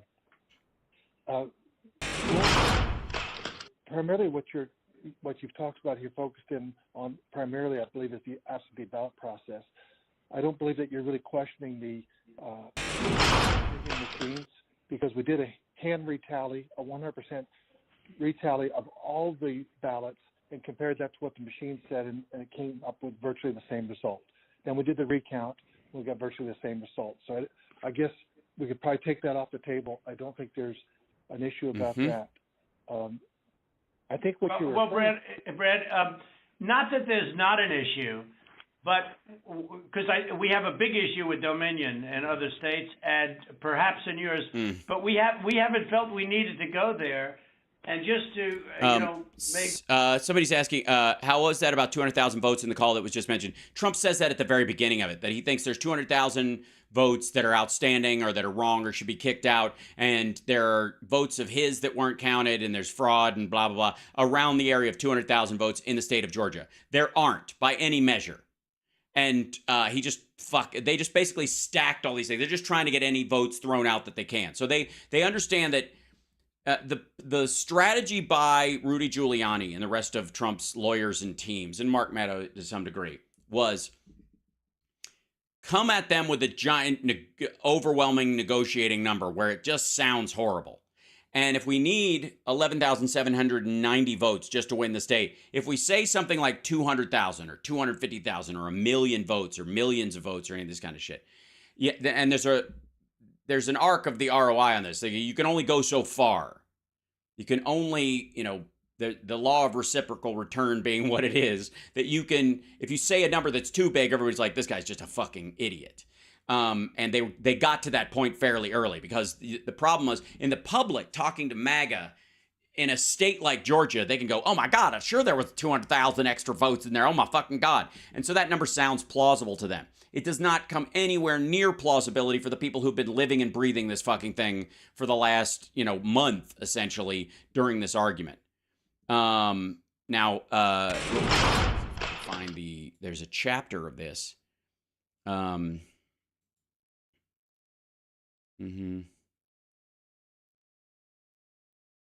See, Trump's full phone call, George. I think this is, So, look. Here, this is the part, by the way, this is apparently from the January 6th hearings that was, I'm amazed I could even find it. It's because according to Trump, they were all erased from the internet, even though this is on PBS NewsHour's YouTube page. This motherfucker, doesn't even use email because he knows the internet is forever, and yet he thinks the committee erased everything? So, look, all I want to do is this. I just want to find 11,780 votes, which is one more than we have, because we won the state. Mr. Secretary, was the president here asking you for exactly what he wanted? One more vote than his opponent. What I knew is that we didn't have any votes to find. We had to continue to look. We investigated, like I just shared the numbers with you. There were no votes to find. That was an accurate count that had been certified. And as our general counsel said, there was no shredding of ballots. Mr. Secretary, after making this... So Trump's whole thing is like, what was his description again? Hold on, let's go to his description of this shit. Trump's description of what he said on that call. Request. The president then goes... Oh, sorry, I pushed the wrong button. Beg your pardon. Call, and I said, I don't know what the number was, like 11,000 or something. 780. I was off by 10. I apologize. What I need is 11,000 votes. I won this thing by hundreds of thousands of votes. That's my opinion, and it's a strong opinion, and I think it's borne out by the facts, and we'll see that. But she wants to do something on a perfect phone call. This call, I say, was more perfect than my call with Ukraine, which turned out to be a hell of a lot better than people even thought, because I was right about Ukraine. When I said you should look into and take a look at Biden, I called to congratulate Zelensky, nice guy. I get along great with him. I get along great with Putin. And well, if you were right about it, then why you were sitting president of the United States? Why didn't he just look into the criminality of why didn't you have the Department of Justice contact him with details and have him look into it instead of just having him concoct a fake investigation and try to comb you into another term? Frankly, I'll have a... Anyways, that's his shortened version of the whole thing. If we go back to this. So, look, all I want to do is this. I just want to find 11,780 votes, which is one more than we have, because we won the state. Yeah, he's asserting that he won the state, and he's just basically directing them to find it. If something worked out within literally 24 hours, I will get them to the table fast, and we'll get it worked out, because people are dying at levels that nobody's ever seen. Well, in terms of the Russians, yeah, fuck. 200, they've hit a 250,000 mark exactly when I said they would. But when you look at that phone call, that original phone call with Ukraine, I was so right about that. And I said, what's going on with Hunter Biden? It turns out... Is that what you said? He worked for Burisma. Excuse me. I don't know that is he pronouncing that right? It's The Burmese executives. Right. So this Burmese, they say, pronounce it Burmese. Mm-hmm. He had another way, too. The company that his son worked for, that's Burmisma. Took in all of this tremendous amounts of money, and then the laptop from hell was discovered. And, you know, a lot of people, the first thing they said is, wow, Trump got impeached for nothing. No, a lot of people didn't. He was right. Actually, he got impeached, and he was 100% right. But you need people with courage. You know, Bill Barr was the kind of courage you would need to get on a debate stage with a bunch of people and show that, all right. Coward. He was afraid to do things. He was afraid he was going to be impeached. And I was very rough on him, I will say. But I bet if Bill Barr was running for office and he had a commanding lead, he'd show up at the debates, though. I'm just throwing that out there. I don't even like the guy. I said, you have to do something. You know, you're an American. You have to do something, Bill. And he just was... Is that what you said? A coward. He was afraid... Well, you know, obviously fish stinks from the head, and you know the best people. To do anything. We need people of stature. We need people that are brave. We need people that are patriots. Right, people who aren't scared to show up at a debate, even if they have a commanding lead. We don't need cowards, because we're fighting a radical left fringe of this country. And I say it, you know, we have dangers. We're also apparently fighting post-nasal drip. From within and from without. But the dangers from within are more dangerous, because, you know, the dangers from without, outside, China, Russia, etc., I can handle them. Yeah, I mean, you just make deals and give them what they want, right? But these maniacs, these lunatics that we have in this country that... I feel seen. Go from one scam to another. Russia. The Mueller hoax. You look at the Mueller report. After 2.5 years, they found no collusion. No, that's not what it said at all, but we'll just cover the same shit. You know, I've been involved in the two greatest scams in American history. We're going to be appointing very pro-crime judges. Here I am like an idiot. with Russia. You look at the fake dossier, the Steele dossier, fake, where the FBI offered him $1 million if he could support his own writings, and he couldn't do it. A total fake deal. They're all fake stories. You look at the Pfizer reports. Look at the 51, just to bring it up today. The 51. This guy, again, Gish Gallop being what it is, and this is fairly common for him, is him to just kind of stack shit. But why does he, Hal, I have a question. Why does this clown sound like a fucking chain smoker? Because he has acid reflux because of his shit diet. And God knows what he snorts. That's why. But he's just stacking these things. He's heard these things, and some of them have worked inside his, on his rallies, and I don't even know if you call them rallies anymore. His little gatherings, the Sweat Fest. We're going to cover that, the one in New Hampshire tomorrow. But we've heard this shit before. But now now it's muscle memory. He's just throwing these things up, going, "I'm an innocent man. I'm an innocent man." They don't even know. He's starting to talk like one of those, like the end of a movie from the 1940s. I never seen it before. I was standing out here by the car the whole time. The lights were on. I wouldn't have seen them. I wouldn't have known if they'd seen me. I was wearing a black hat, and they wouldn't have noticed me even if they had seen me here. I wasn't even here though. I was over there buying a newspaper. Like that's what he's doing. He's the sweaty. He's become Peter Lorre at the end of a Bogart film. Intelligence agents that said that the Hunter Biden laptop from hell was from Russia. Well, he, in all fairness, Rudy bought the hard drive in Ukraine from Russians, so I think I'd give him a pass on that one. And it turned out to be false, and they knew it. You look at the Twitter and the FBI working together. You look at the DOJ and Facebook working together. You look at to stop human trafficking. I know it bugs you. 2,000 Mules. Look at 2,000 Mules. I did the whole fucking movie. It's garbage and nonsense. And also, please tell me they have footage of this guy sneaking ballots in the middle of the night. Thousands, hundreds of thousands of tapes of people stuffing the ballot box. Okay, no. That would be a long fucking movie.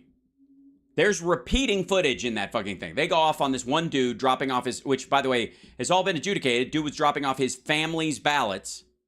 The 4 people in his house. And this slob, Bill Barr, is a slob. He's a coward. He didn't do anything. He couldn't do anything. He wouldn't. I'm enjoying the panic, though. I really am. Do anything about it. And it's a shame. And that was. It's all right. I'm okay with it. It was a mistake. I had some great people, really great people, but I had some that aren't so good. Bill Barr was one of them. Bolton was an idiot, but Bolton was good for me because everyone thought he was crazy. So every time I walked into a negotiation with a foreign country, they thought I was going to blow them up. I was going to go to war because he's a maniac.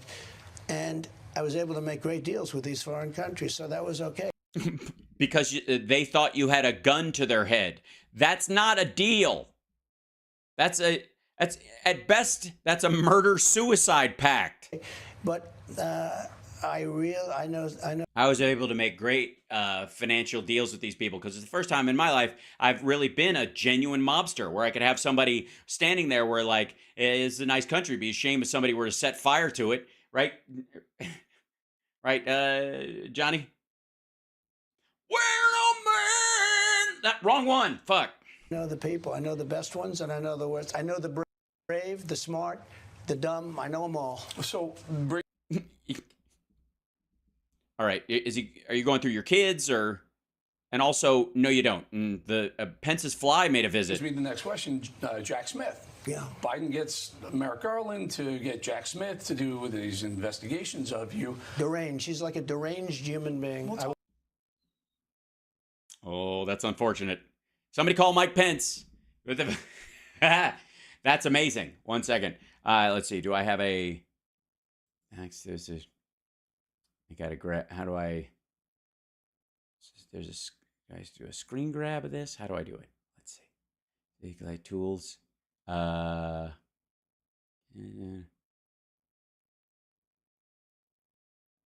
guess. All right. Let's see. Maybe it's in here. Let's do new. Oh shit. Anyways, somebody will grab it. There you go. Look at there. That's unfortunate. There's a fly. I'll grab a snap of that later. Ew. Well, and here's the thing. He's at Mar-a-Lago.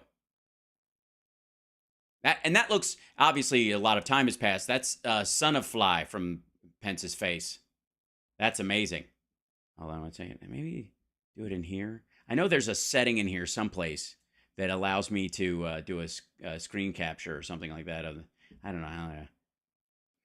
It's going to make me mad.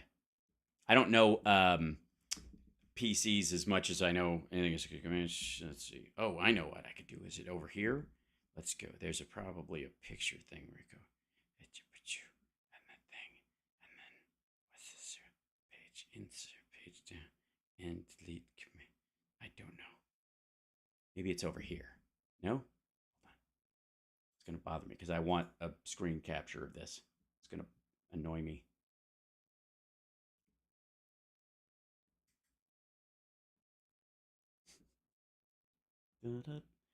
Amuse yourself. Okay. Map image, rich text, something like that. Personalized. Okay, shit. Does anybody know? Does anybody know? I don't have a print. Oh, I do have one. Wait, let's see if it's this one. Did it work? I can't tell if it printed the right screen. Hopefully. Let's go to images, pictures. It'll be in there, right? Nope. Oh, it's waking up. It's thinking about it. Print screen. I did that. Does anybody know the command keys for a PC? Somebody could put it in there. Yeah, it's a good omen. It's in general for control print screen. Oh, okay, thank you. Cool. All right, is that it? Go to here. Option print screen. Window shift print screen. Window shift what? I'm just gonna, okay. Window shift S, okay. Oh, that sounds good. Okay, hold on.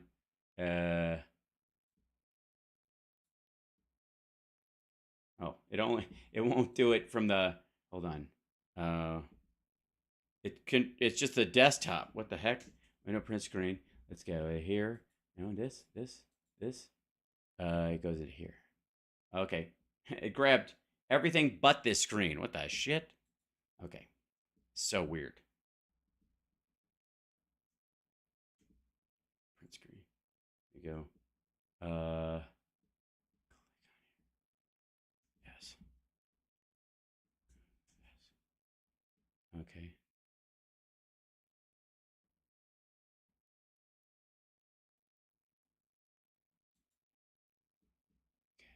It will. Oh, haha.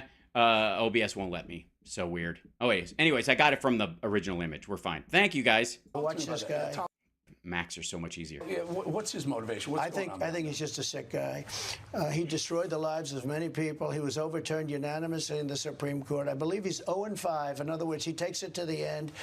He was involved with the IRS scandal, the big Lois Lerner IRS. That was him. That was his baby, where the government had to end up paying money, damages, thanks, Andrea, and apologies all over the place, where they went after Christians and they went after incredible people. Jack Smith. Yeah, just Christians in general. He's like a... Tell us, well, you know, obviously, that's why Trump had never heard of him before, because apparently Jack Smith went after Christians. He's like a deranged individual. How much like a deranged individual? Is he sort of ish? Oh, thanks, Andrea. Nice grab. Yeah, good times. And I think we're doing very well with that guy, but he is... We're doing very well. We're polling. I'm ahead with him of his favorite defendants by like 70%. He's a sick puppy. And, you know, you look at the boxes. I come under the Presidential Records Act. I'm allowed to do everything that you see. No, you're not. Biden didn't. Biden's got 1,850 boxes. From his time as a senator, which are not under the Presidential Records Act. He's got boxes in Chinatown. Now, here's a guy getting money from China, and he's got boxes in Chinatown. See what I mean? Huh? Because nobody, obviously, Chinatown's like Little Italy. Nobody goes down there without, you got some business you're doing? That's big stuff. Yes, going to Chinatown is big stuff.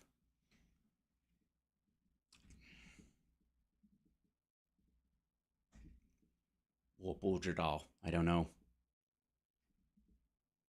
他是一个笨蛋. He's got boxes at Penn, totally unsecure, and he's got boxes under his Corvette, right behind his Corvette, sitting on a wet garage floor, classified documents. I never hear anything about that. That's because when they discovered some, after they'd been there, they were like, you know what, we should do a due diligence and make sure there aren't any other stuff floating around, stuff that we don't want out. So we'll just have a general sweep, have the FBI go down there, we'll let them look, they'll find whatever they want. Pence did the same thing. Nobody else has had a problem because they didn't engage in a conspiracy to try and keep the shit. It's a rigged system. It's a corrupt country. We're living in a very corrupt country, and I've exposed it.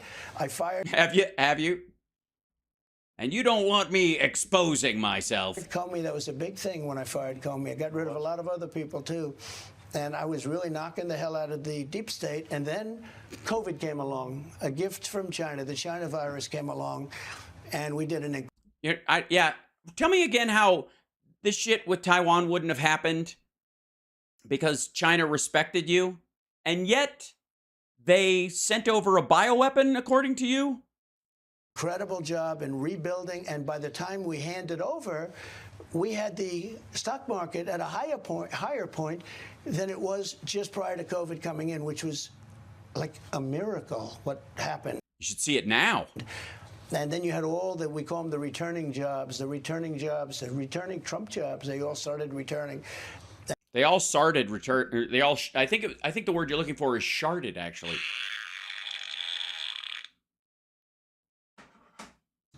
Like a miracle, what happened. And then you had all that we call them the returning jobs, we called them the returning jobs? Returning Trump jobs. They all started returning. We call them the returning Trump jobs because they all started returning. I know words. I had the best words. Huh? It was like a miracle what happened.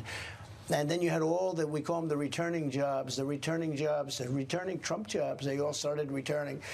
And we did a great job with that. But the deep state is something we have to fight very strong in this country.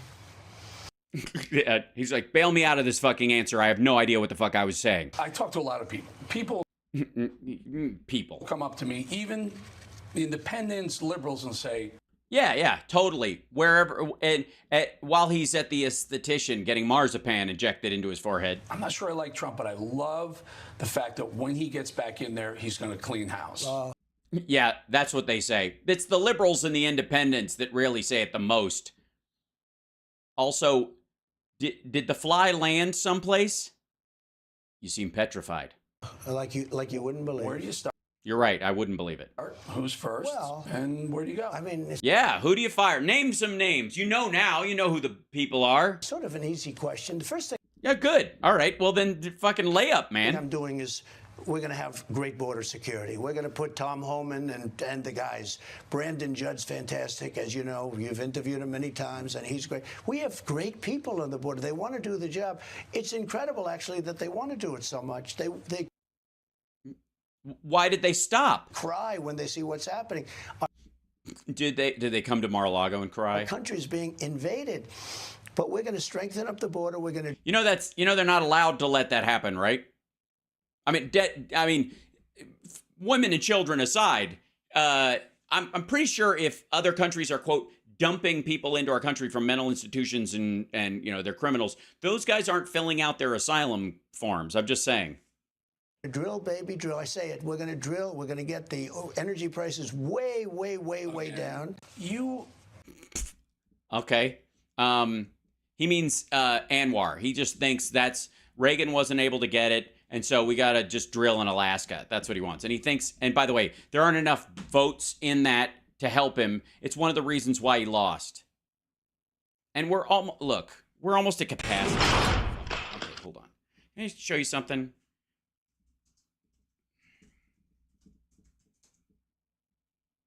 Can we just be fucking grown-ups for a second? Just fucking it's so aggravating. I can't. All right. I think this one's a boomer. I think it's this one. Yeah, there you go. All right. Couple of things. And this is, I think this is a good example that, by the way, you'll get nowhere else but Hal Sparks Mega Worldwide. This is from Reuters, but it's a pretty standard information. U.S. crude output to rise record 12.76 million barrels per day in 2023. It's a record. This is a record. Again, the drill baby drill part. There are more leases than there are wells. There aren't enough wells to keep up with them as far as investment. It's not like they're having problems getting gear and doing it. U.S. crude oil production is expected to rise by 850,000 barrels per day to a record 12.76 million barrels per day in 2023, according to a monthly report from the Energy Information Administration on Tuesday. Crude oil production is expected to rise by 330,000 barrels per day to 13.9 in 2024. It's already passed the record. It's going to pass the record again. The last record output was 12.3 in 2019, before COVID-19. Now we're at 12.7. We'll be at 13.09 next year. Increase in forecasts are due to come as a result of higher expected well level productivity and higher crude oil prices, because these aren't government wells. If there's more money to be made, they will pump more. If there's less money to be made, they will pump less. It's the same thing the Saudis and the Russians are doing. The Russians are just creating an artificial ballast for extra oil demand in the world, but whatever. Gold benchmark Brent crude are due to average 86 per barrel in the second half of 2023, up about $7 a barrel from the previous forecast. U.S. GDP growth is expected to rise and increase by 1.9% 2023, up from 1.5 from last month's forecast, partly because of this. Now, here's the other part. One of the biggest things is, and why we're not, we're energy dominant, okay, is because we use everything we get out of the ground.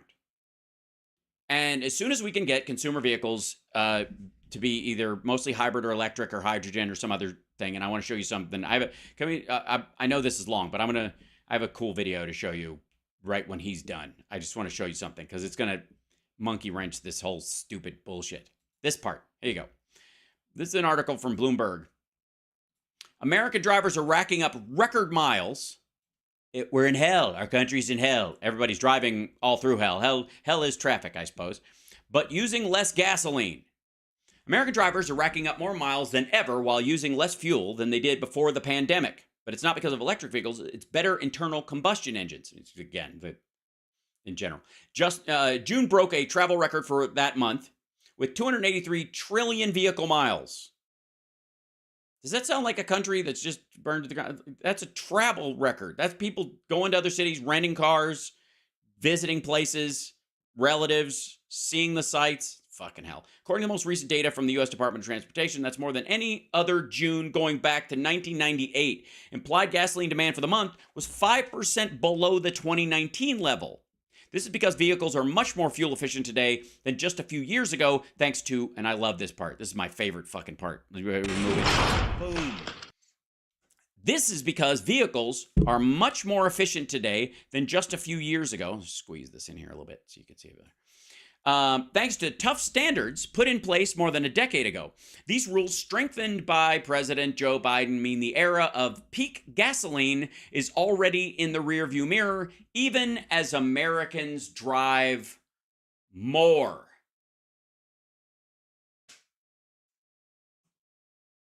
We're in hell. This country is hell. People are driving and they're going places and it's terrible. And it's just, our country is going to hell. It's being invaded by efficiency, apparently. Now, all right, I know I said I was going to wait till the end, but I can't. I need to show you guys something. This is pretty cool, if I may, because this dude, you think he's panicking now.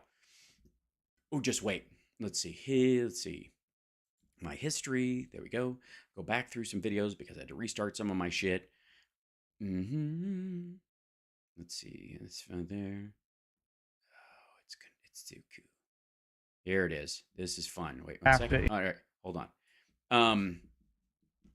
Can I show you a cool car real quick? And this is, by the way, car companies. One of the reasons why Tesla did so well early on, and it wasn't Elon Musk's idea at all, was that they used the Lotus body shape and made a Sportster out of it, made it cool looking.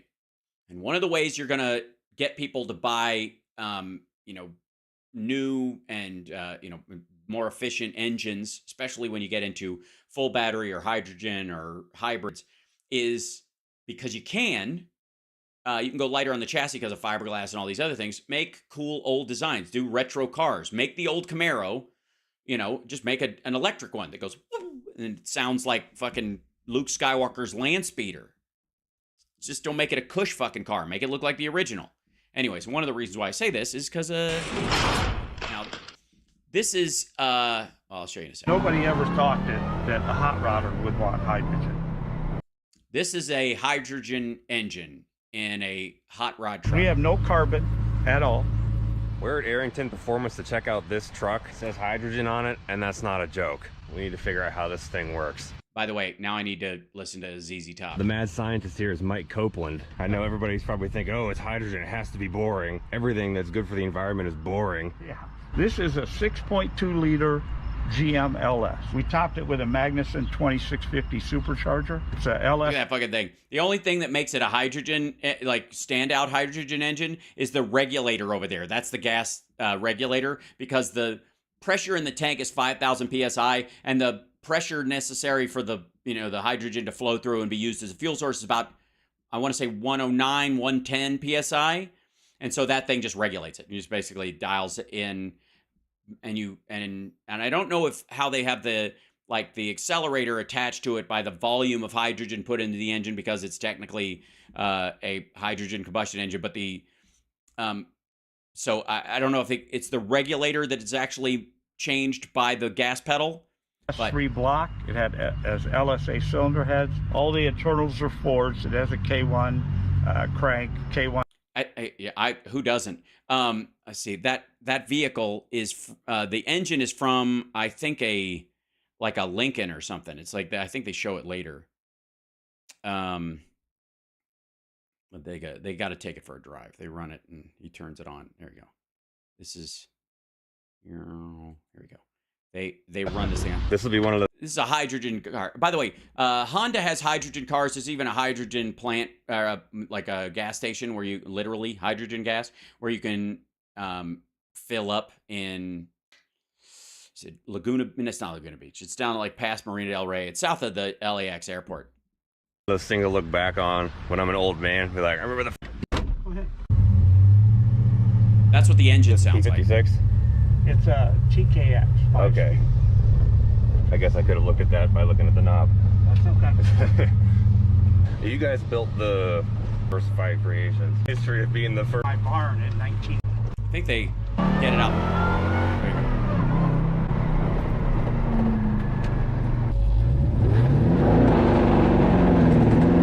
Yeah. I'm just saying, if you don't want to, and the fascinating thing, if I may, about that fucking thing is so sweet. Oh, check Discord. I will. Oh, there you go. Thank you. Ugh. Yeah, it uses hydrogen, compressed hydrogen, which you can make out of water, and in the combustion, the only thing that comes out is warm air and water. Fucking awesome. And you guys can go back and look at streams that I did in the early 2000s talking about hydrogen. Hydrogen refit on engines is going to be a huge thing. The availability of it and the pressurization of it and the density of the tank, so that if there's an accident, it just pops off and flies, and if it kills you, it's because it hit you, not because it blew up, will be a lot better. Or some way that you could affix sort of something that mixes with the hydrogen instantly in an accident that makes it inert. Yeah, but that hydrogen tank, that thing's like a fucking machine. It's like a tank. So it's, yeah, so is gasoline. I don't know if you've ever seen a 80s action film where somebody shoots at the back of a car and it blows up. Now that's because they fill the back of it with bags of gasoline, and that's what makes the big plume happen. But cars catch fire. So do, by the way, lithium-ion batteries. So you're always going to have that issue. The difference is that hydrogen itself, it's a pressurized gas, and so that's a concern. That said, modern cars with their crumple zones and all that kind of stuff, and what you could shield it in to make it effectively bulletproof. Yeah, the Pinto, you know. Hydrogen is only more expensive because of there is no process to take it. It's way cheaper to make and way more available than oil and gas. It's just a conversion process. Anyways, hydrogen-assisted buses. Yeah, that'll be that. Not with a solid-state battery. Da-ding. Yeah, we'll get there too. And the, of course, diamond nuclear batteries. We'll get there as well. Like, there's so much shit that's coming on. I'm telling you. So awesome. Yeah. Yes, hydrogen is the most common element in the universe. Right. And it captures carbon as part of its process. So it drips the carbon out in the water and leaves like a little bits of carbon. So technically it is carbon negative in its impact. Just saying that it's cool. So anyway, this asshole, like, we would be energy independent, Flanded. Famously dropped tomahawks on Syria with President Xi at Mar-a-Lago. Yeah. I mean, it was an amazing moment. Why is Biden so afraid of China? What's going on with the Bidens and the China? All right. But he's not. He's fucking with China in ways that Trump can't. What? Why would that scare China? Why would China give a fuck if we're bombing Syria? That I heard today that Jennifer Granholm actually contacted the CCP when they were about to release oil from the SPR, and also maybe have sold some of the Strategic Petroleum Reserve to a Chinese company that may have a link to Hunter Biden. What is with this? They sell it on the fucking open market, and I don't give a fuck what you heard. What's China's economy like right now? The reserve, which I helped fill up, and now it's at the lowest point in history. Right. We have. Well, we are. I thought we were on the brink of World War II. Who cares? Almost nothing. You know, that was meant for wars and military, not to reduce the gasoline prices for an election, which is what they did. And now it's. Oh, I guess the midterms. It worked though. No red wave. And I had it full.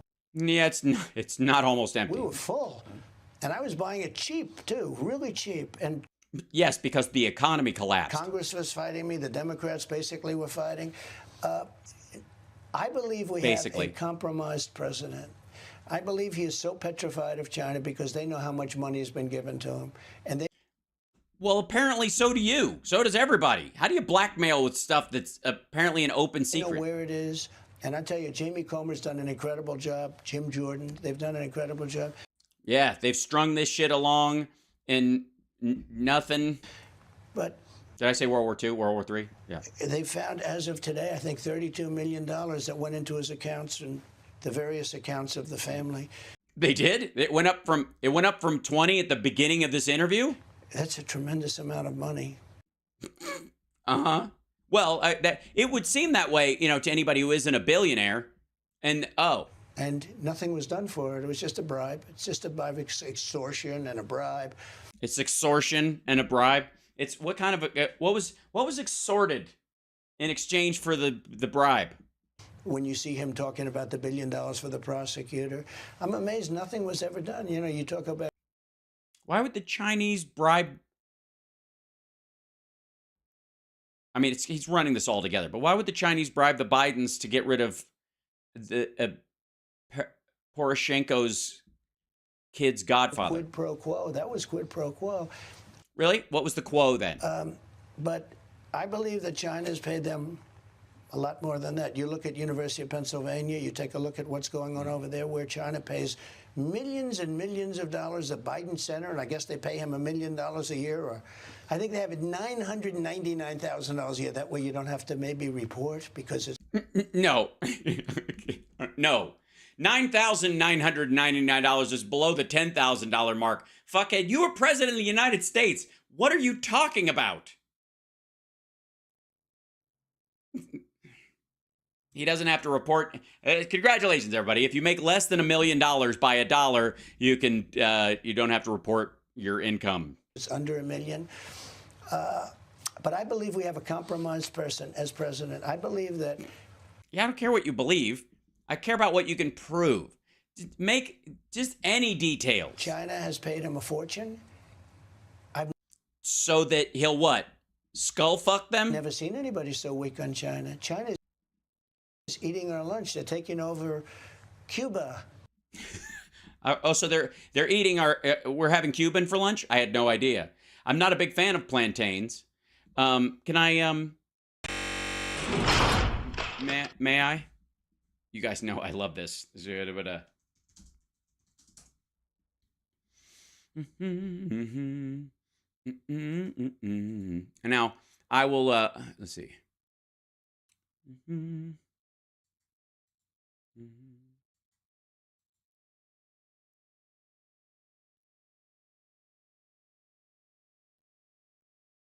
Oh. Let's go to there. Let's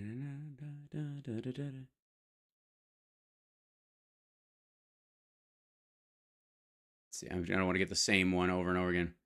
Because there's like.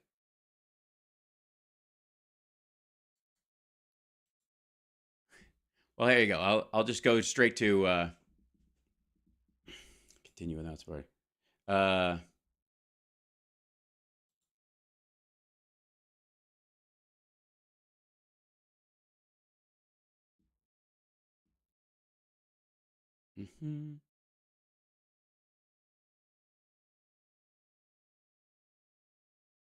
Okay, so I'll grab these things in a row. And American Drivers, there we go.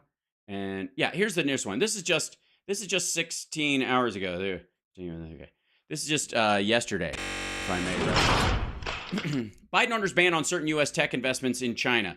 President Joe Biden on Wednesday signed an executive order that will prohibit some U.S. investment in China in sensitive technologies like computer chips and require government notification in other tech sectors. This is new stuff. This is on top of the Chips and Science Act. The long-awaited order authorized the U.S. Treasury Secretary to prohibit or restrict U.S. investments in Chinese entities in 3 sectors: semiconductors, microelectronics, quantum information technologies, and certain artificial intelligence systems. The administration said the restrictions would apply to narrow subsets of the 3 areas, but did not give specifics. The proposal is open for public input. The order is aimed at preventing American capital and expertise from helping China develop technologies that could support its military modernization and undermine U.S. national security. The measure targets private equity, venture capital, joint ventures, and greenfield investments. Biden, a Democrat, said in a letter to Congress he was declaring a national emergency to deal with the threat of advancement by countries like China, quote, in sensitive technologies and products critical to the military, intelligence, surveillance, or cyber-enabled capabilities. China said on Thursday it is gravely concerned about the order and that it reserves the right to take measures. Nobody cares. The order affects normal operation and decision-making of enterprises and undermines the international economic and trade order, a statement from the Chinese Commerce Ministry read. The ministry also said it hopes the U.S. will respect laws of market economy and the principle of fair competition and refrain from, quote, artificially hindering global economic and trade exchanges and cooperation or set up obstacles for the recovery of the world economy. The Chinese Foreign Ministry said the country was strongly dissatisfied with and resolutely opposes the U.S. insistence on introducing investment restrictions on China, having also lodged solemn representations with the U.S. China urged the U.S. to fulfill Biden's promise of no intention to decouple from China or obstruct China's economic development, the ministry said. Meanwhile, this is the other one. Blatant economic coercion. China slams Biden order limiting U.S. overseas tech investment. The professor says Biden's executive order may have a chilling effect. Yeah, that's the fucking point, dummy. How about this one? Biden sets new rules restricting U.S. investments in China. Biden fears China is, quote, a ticking time bomb posing a danger to the world. I don't know why he won't just say stuff. China faces challenges from slowing exports, property slump. Biden seeks to reset ties even as U.S. competes with China. President Joe Biden expressed concern that China's economic and demographic problems have turned the world's second largest economy, quote, into a ticking time bomb that threatens the rest of the world. Biden said at a political fundraiser Thursday that China is in trouble because growth has slowed and the number of people in retirement age outnumber those of working age.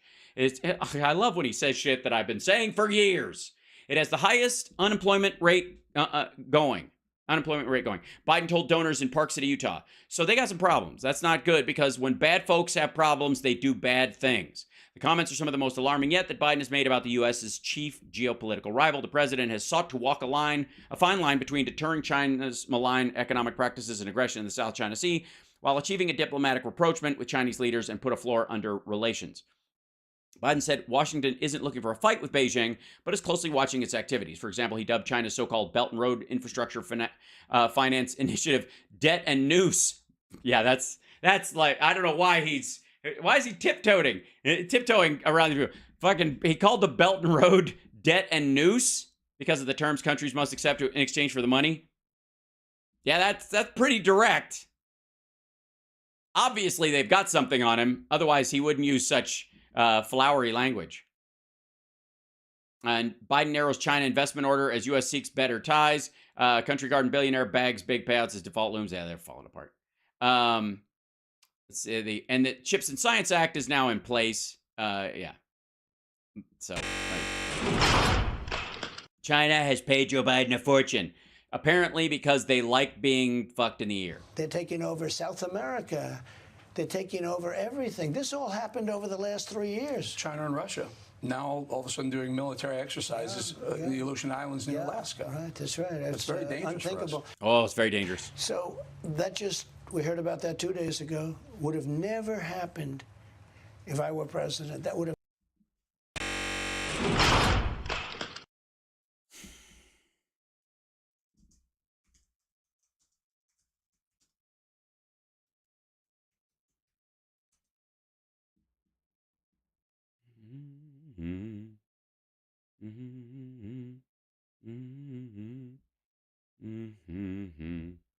Let's see.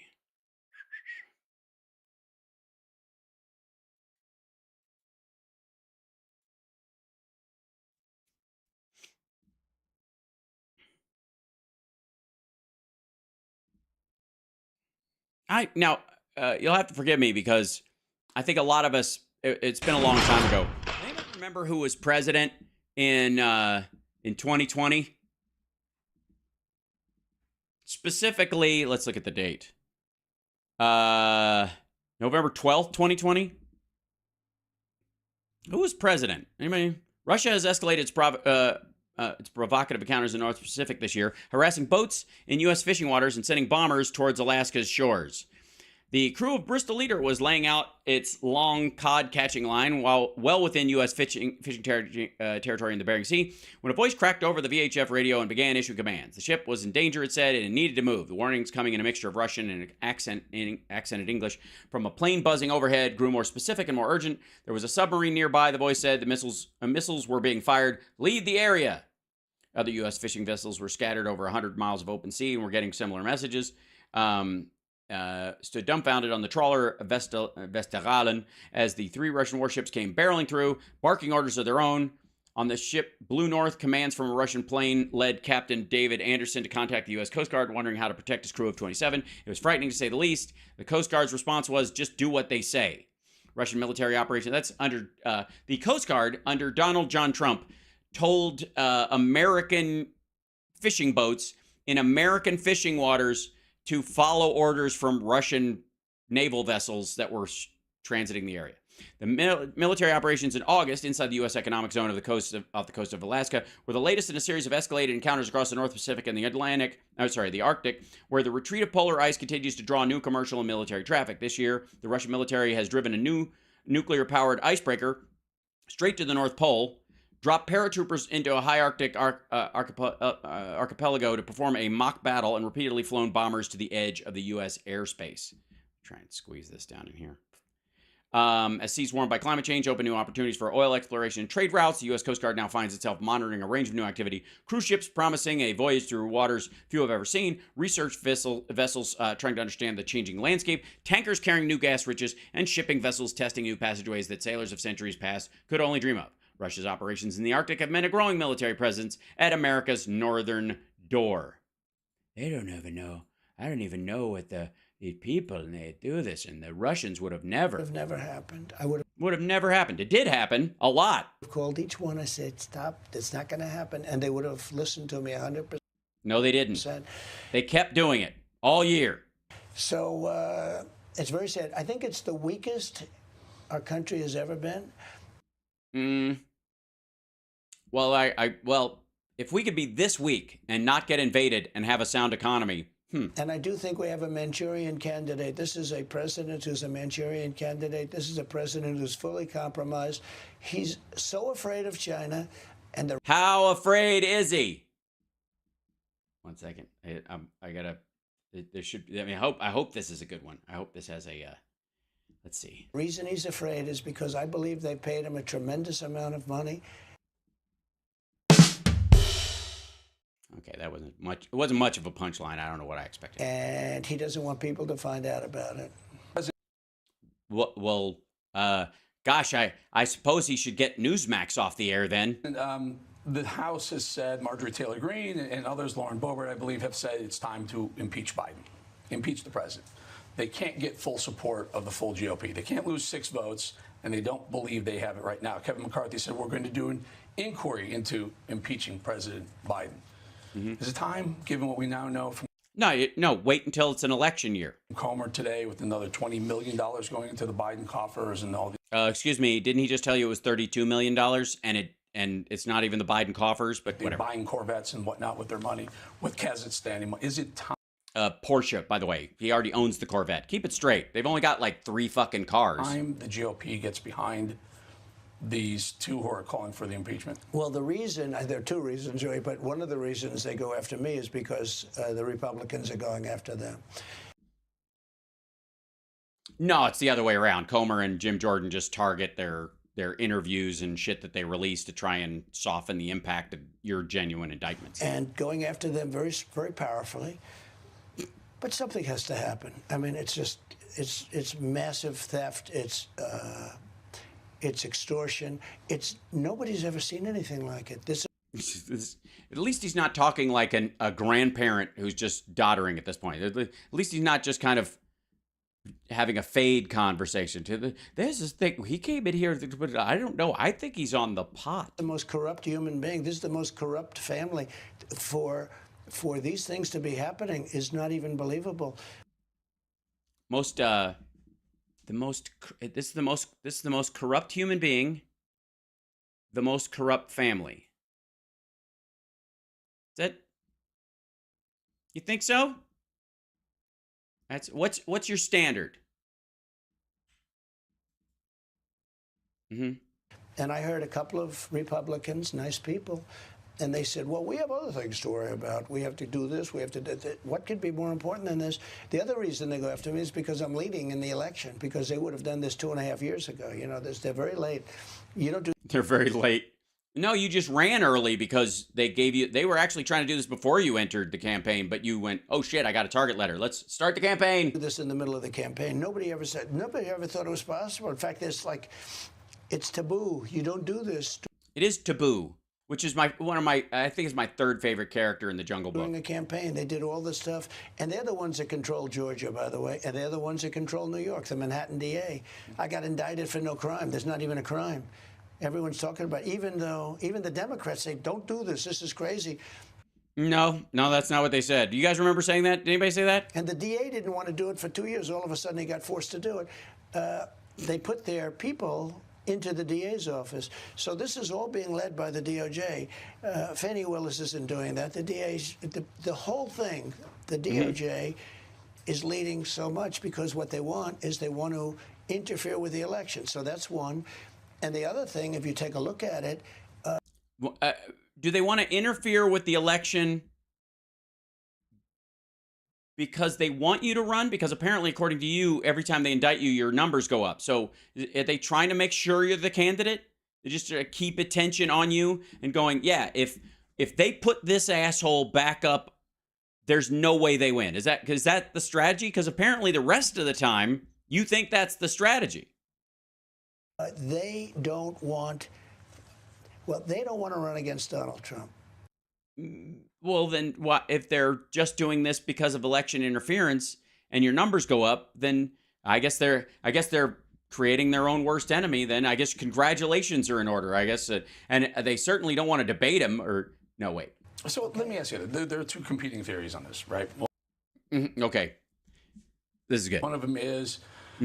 They have some internal polling that they think Biden has a better chance of beating Donald Trump. It's not in. Yes. Internal polling. Look, they don't have internal polling. They're all disinformation, misinformation. Or is it the only one they don't want to run? Okay, he's insulted by this. He's not even going to let Bolling get the fucking concept out. Like, let me give you these two versions, and you tell me whether you think there's any. He's just mad now that he knows this is true. He's seen the same shit. Against is Donald Trump. I beat Hillary Clinton. Or are they? No, you didn't. You lost the popular vote, and you only won 3 states, and the Electoral College put you in the White House because a bunch of folks on our side stayed the fuck home like assholes. Do they not see that you are polling, and now you're polling above? Oh, there's a lot they not see. Biden. And is it maybe they just can't help themselves? Maybe. Gosh, they see that it helps you, but they just have to enforce the law.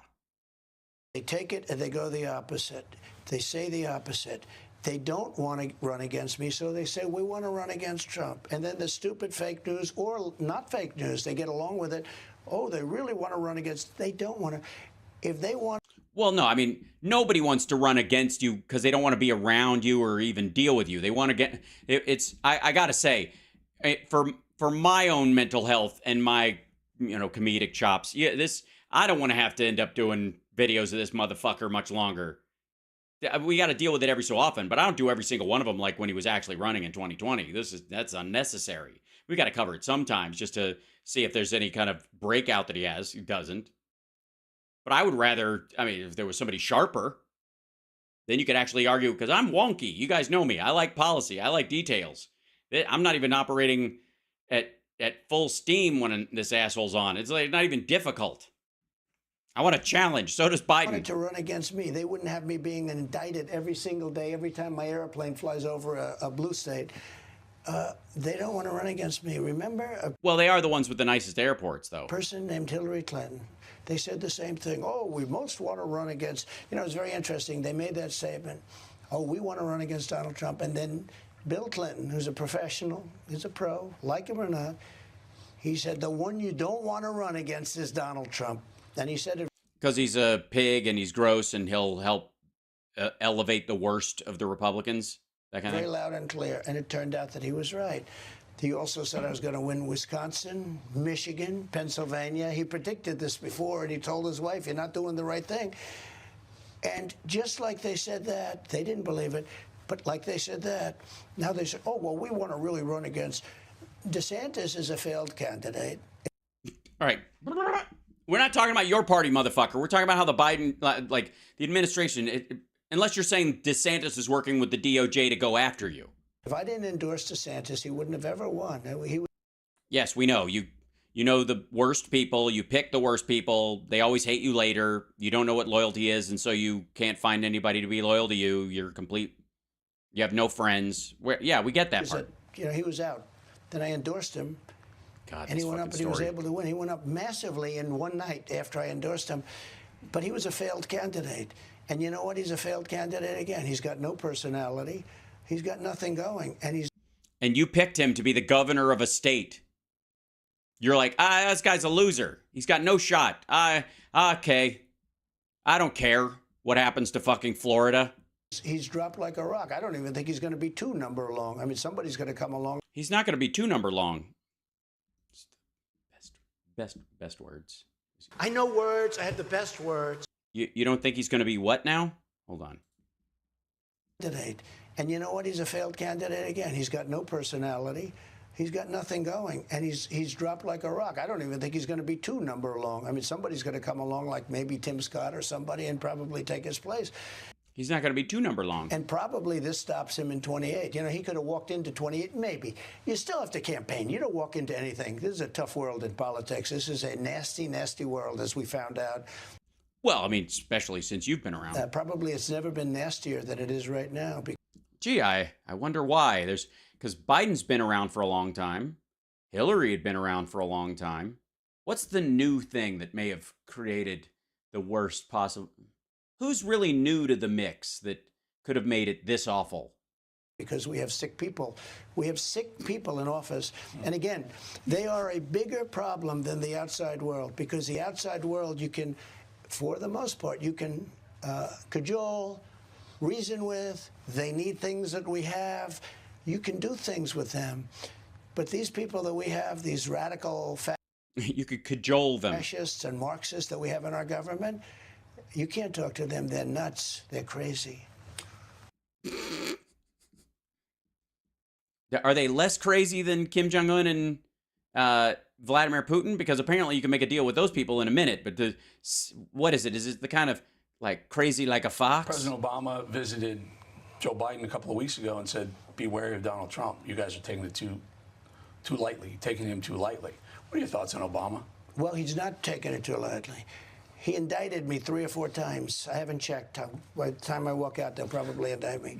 Indicting, when I went to the great Wharton School of Finance, we didn't have a course on indictments. And well, they probably do now. You know what? I recommend, former presidents often get a wing at their alma mater. I think there'll probably be like the Wharton School of Indictment after this. I fund the whole thing. Like you could have Don Jr. give like receiving subpoena classes. It'd be brilliant. All of the things that go with the indictment stuff. No, he's not taking it not seriously. He's not taking it not seriously. No, not. I know words. I have the best words. Fucking hell, CSL. This is like a gold mine. I went to the great Wharton School of Finance. We didn't have a course on indictments and, all of the things that go with the indictment stuff. No, he's not taking it not seriously. He's not taking it not seriously. And that's something. And also, he didn't have classes on indictment, all the things that go with the indictment stuff. He's probably taking it more seriously than any candidate in history because he Okay, so you're going to get your ass handed to you. As the Justice Department that he said he was going to do. If you look back 2 years, he made a statement that he's like, if I was president, you'd be in jail. Oh, excuse me, young man. Hi. Can I help you? Can I help you?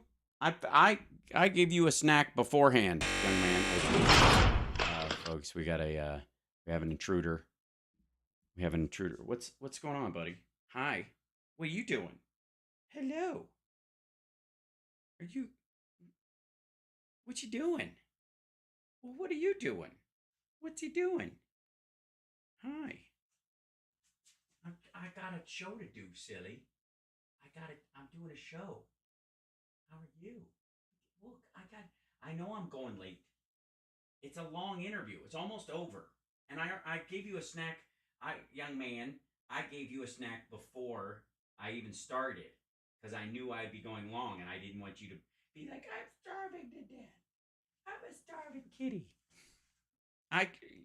What is it? Sometimes lately he's been talking more. What's he doing? Chippos. What's he doing? The other thing he does is he looks at the door, and he's like, did you hear that?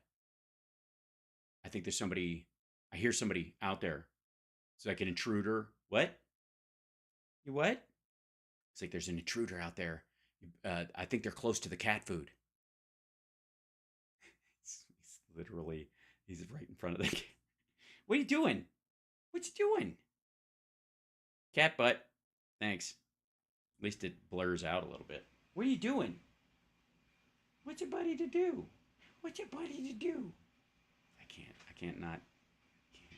Oh no! What? Are you starving to death? Poor baby. He's just a poor baby. He's just a poor. I'm doing his show. What are you doing? What you doing? What are you doing? Crazy kitty? Huh? I got a show to do. I'm still doing a show. I am. I'm still doing a show. Puh. Cat here. Shit, he's not going to let me do it. I'll be right back.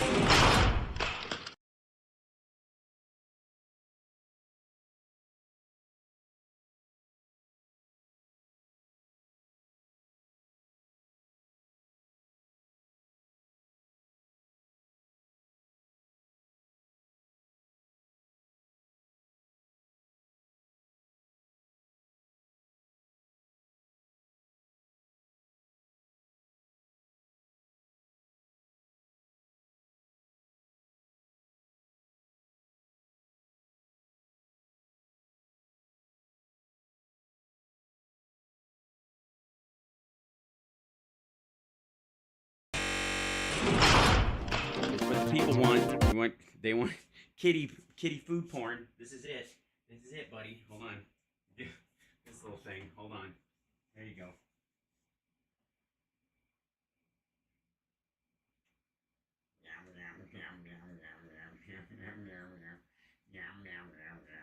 So weird.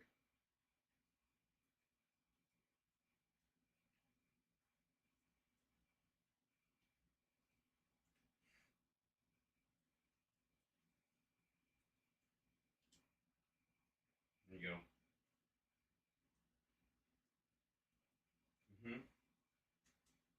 That's it. Good boy. Thank you. Thank you. Thank you. Now shoot. You happy now? Oh, thanks. Thanks for covering his cat butt with the Zoltan. I appreciate it, you guys. And that's the game. You're just gonna sit there now on my tail, with your tail on my shoe? Okay, that's fine. Hold on, I gotta put my headphones back in. Meanwhile, what looks more like a cat butt? What you just saw, or this?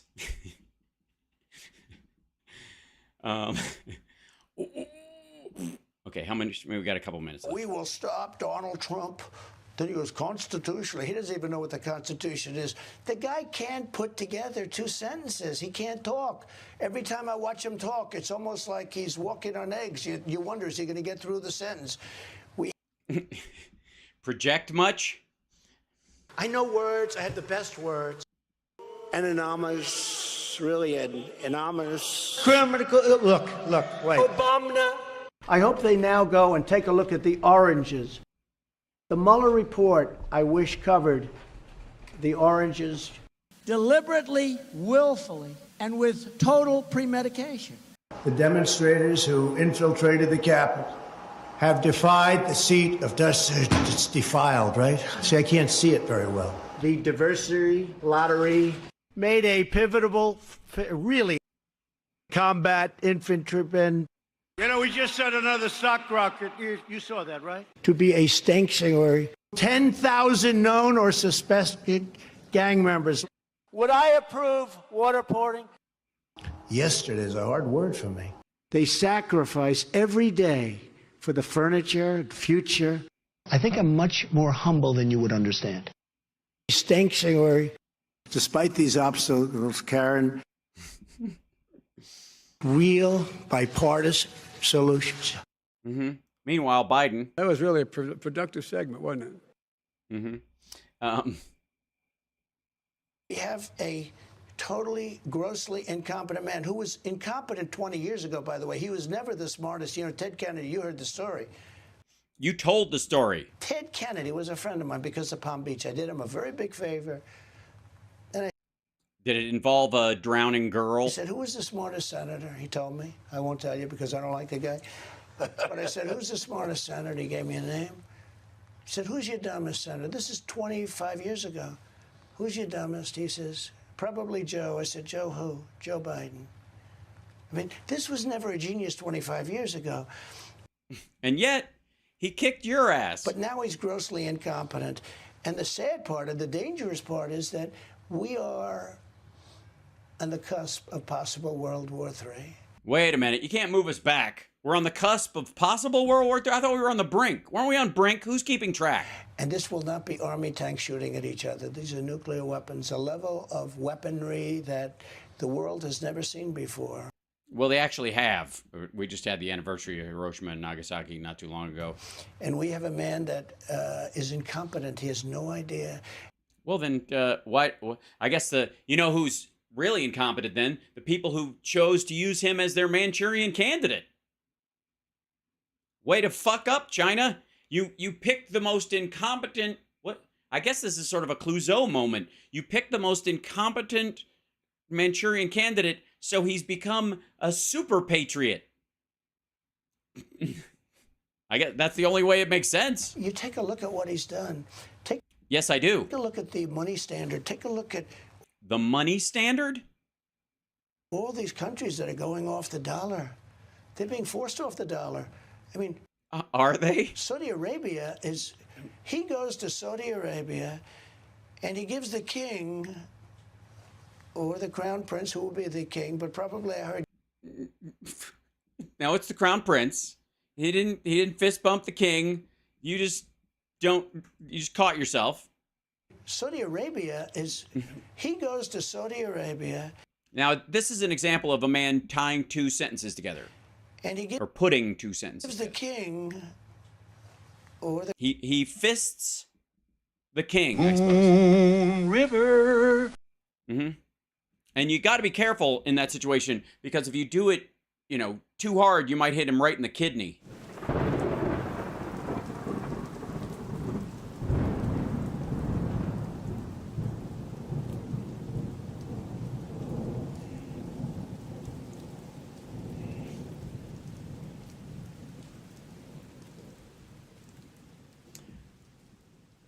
Or so I've heard. I mean, the crown prince, who will be the king, but probably I heard gave the king also. No, you didn't. Fucking whatever. What was he supposed to do? Massage his fucking glowing orb? A fist bump. What is a fist bump? A fist bump is don't shake my hand because your hands are dirty. I don't want to shake your hand. Okay. And that ruined our relationship with MBS because MBS doesn't fist bump people. And they were very insulted by that. I see.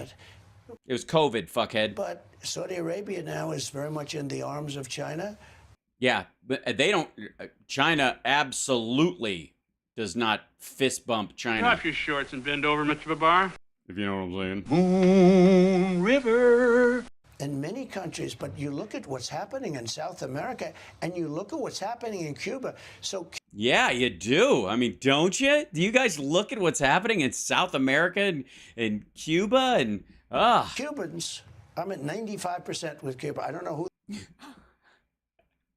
So the Cubans like two things. They like China and they like Donald Trump. The 5% are, but they want to go back and they want to see their country. They want to see their parents. They want to see their sisters. Whoa, whoa, whoa, whoa, whoa, whoa, whoa, whoa, whoa, whoa.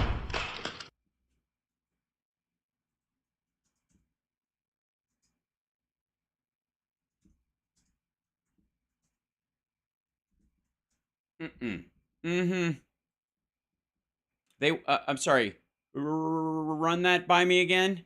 Hold on. Back the fuck up.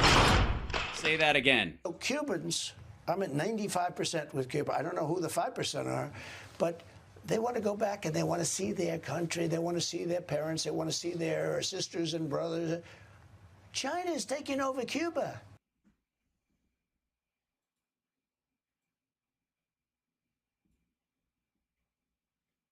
For anyone who remembers the name-calling that characterized the repartee between little Marco Rubio and Donald Small Hands Trump during last year's Republican primary campaign, it is more than a little surprising to see them now celebrating a partnership. But Rubio's sudden transformation into a Trump loyalist, blah, blah, blah. Today in Miami, the Senator Rubio decided President Trump unveiled his much-anticipated review of Cuba policy. The venue chosen for the occasion was the Manuel Artime Theater, named after the late leader of the Brigade 2506, Cuban exile paramilitary group backed by the CIA, which led the failed Bay of Pigs invasion in 1961. After that disaster, participated a number of CIA, blah, blah, blah. He said, the United States should not prop up the Castro regime economically and politically, as Obama has done, and Hillary Clinton plans to do. They don't know how to make a good deal, and they wouldn't know how to make a good deal if it was staring them in the face. Trump didn't make clear what kind of deal he would make instead, and it seems unlikely that he knew himself. Indeed, around that time, he was telling senior Obama administration officials that he was impressed with President Obama's policy.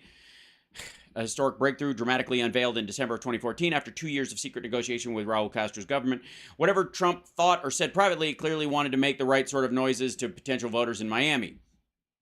Trump pulled a similar maneuver before, blah, blah, blah. Upon learning the Fidel Castro's death on November 25th, Trump, who had won the presidency 3 weeks earlier, took a harder line, saying in a statement, though the tragedies, deaths, and pain caused by Fidel Castro cannot be erased, our administration will do all it can to assure Cuban people can finally begin their journey toward prosperity and liberty. And he stopped the normalization. Trump said that Cuba was not open enough under the Obama guidelines, and so he was canceling the previous administration's completely one-sided deal. America would enforce the trade embargo rather than seek to relax it, as Obama had done, and Trump added, we challenge Cuba to come to the table with a new agreement that is in the best interest of the people, of our people, of Cuban Americans. The president then issued a series of demands that made his failure to seek anything similar of the Saudis during his trip to Riyadh several weeks ago all the more glaring, calling on Havana to end the abuse of dissidents, release political prisoners, stop jailing innocent people, and open yourselves up to political and economic freedoms. There was no follow-up Cuba deal. And nobody talks about it. Also, you have to grab the fucking...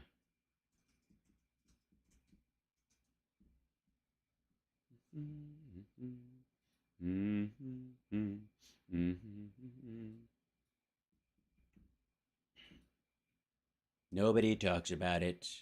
Nobody talks about it. China has had a spy base in Cuba for years.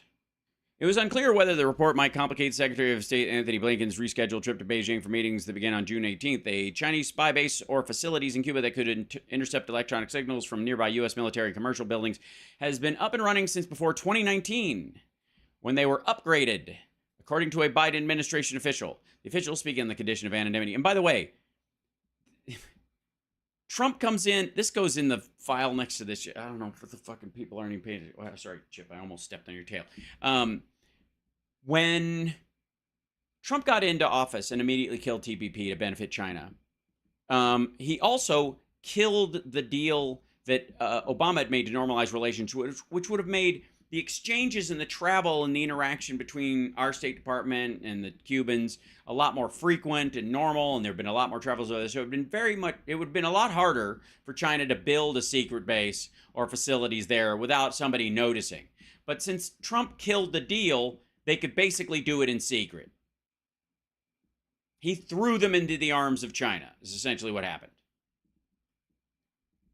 The existence of an agreement to build a Chinese spy facility in Cuba, first reported on Thursday by the Wall Street Journal and the New York Times and other outlets. In a joint statement, Senator Mark Warner, Democrat of Virginia, and panel Senator Marco Rubio said that they were deeply disturbed by reports that Havana and Beijing are working together to target the United States and our people. That's from this guy. China to build a station that could spy on U.S. from Cuba, officials say. The planned facility could amplify. It turns out they've already had one for a while after they looked into it. And it happened right after Trump busted up Obama's Cuba. The biggest shame of everything is that the fake news... Oops, sorry. The fake news, yes. Right about it. I don't see any...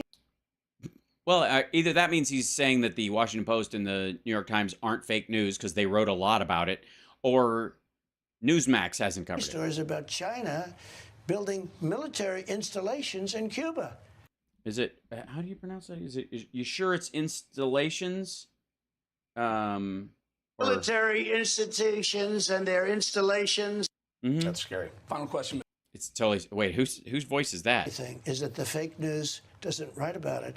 I don't see any stories about China building military installations in Cuba. That's scary. Final question, Mr. President. That was an edit.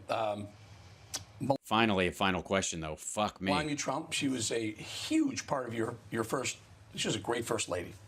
Yeah. Without her, we wouldn't have had satanic Christmas trees that looked like stalagmites from hell. She was very popular, too. Is she up for it? Is she ready for another 4 years as first lady? Well, she really Have you talked to her? is, and she, it's very interesting. I was talking to her the other day, and she said, You're talking with or to her? Listen to the Freudian slip. Popular too. Is she up for it? Is she ready for another 4 years as first lady? Well, she really is, and she, it's very interesting. I was talking to her the other day, and she said it's so sad what's happening to our country. She just said it just. Yeah, she did. I'm sure. I didn't even have to without any prompting. So.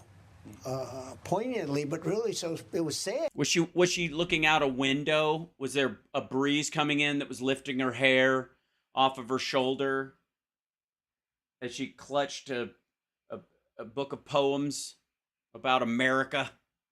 And yet, did she come to you? Did she say "sir" and start crying though? It expressed it. It did. It's so poignant. I feel it. Oh God, wow. She's such a. You know what? She's such a human being who was totally there. She said, it's so sad what's happening. She looks at the news and you see the border. Now, actually, for the most part, the news, the fake news doesn't report it. You report it incredibly.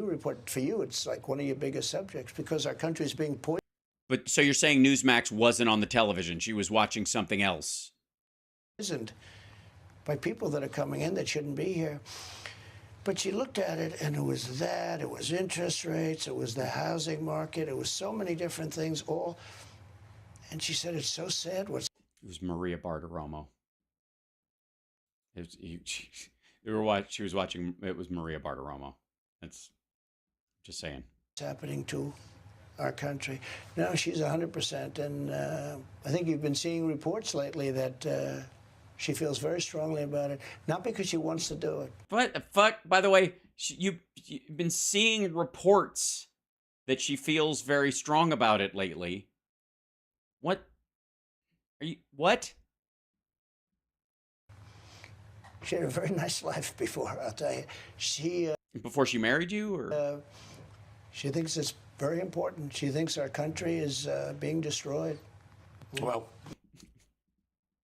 really? And she just kind of randomly just says that. Does she say anything else? Does she want to move? It sounds like she wants to move. It sounds like she wants to go back to, where are you going, Chip? I put you on my t-shirt and off you go. Thanks a lot, buddy. We thank you. The American people thank you. I thank you, Newsmax. Thank you. And great job. Great success. You're doing a fantastic job. Thank you, very Mr. much. President. Yikes. Fuck, that was way too much. We made it, though. Good Lord. Ugh. Just fucking, that's so fucking tiresome. This one's short. Can I do another short one, though? Yeah, these are all short. Okay. I was going to do this one, and that one's short, too. This one's short, too? I think it is. Yeah. Yeah, this is pretty short, though. I think it's a good indication of this lady. You remember her. Apparently, she reacted. Biden brought her up because he was in Colorado, and they were opening the world's largest windmill factory in fucking Colorado in her district. And she doesn't fucking know. But, oh, hi. Who's back? Who's back? Yes, who's back?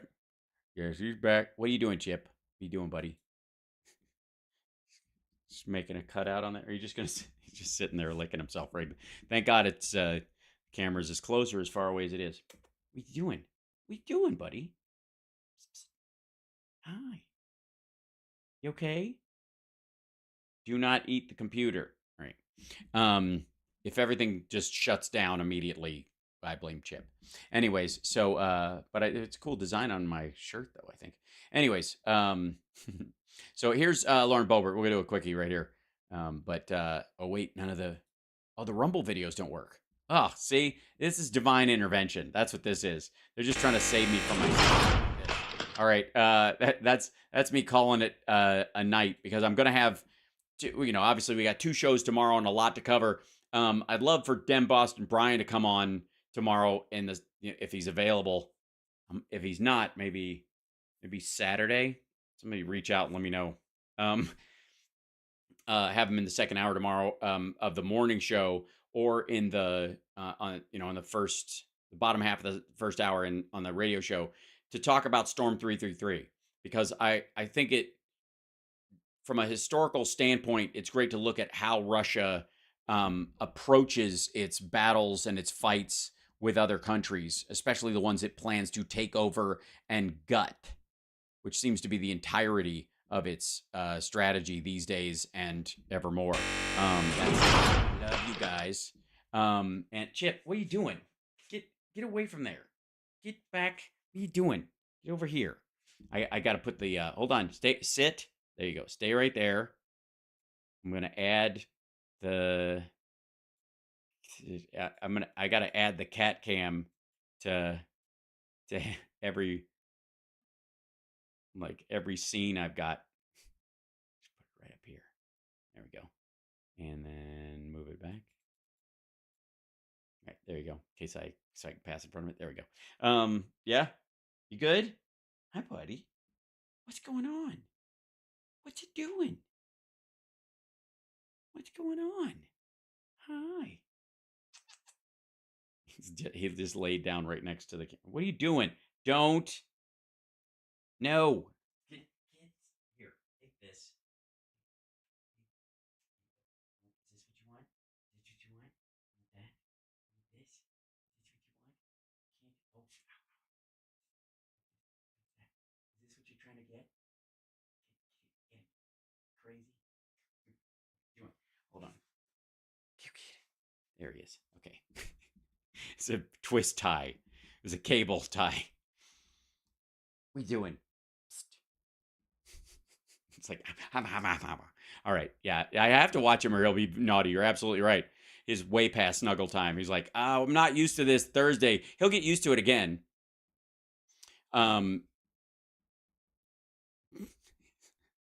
He's got, that's all he needs. You know, buy cats like really nice toys or something like that. And the door graphics line is very loud. It can't be, oh, it's making a noise? The stinger makes a loud noise? I'm very sorry. Hold on one second.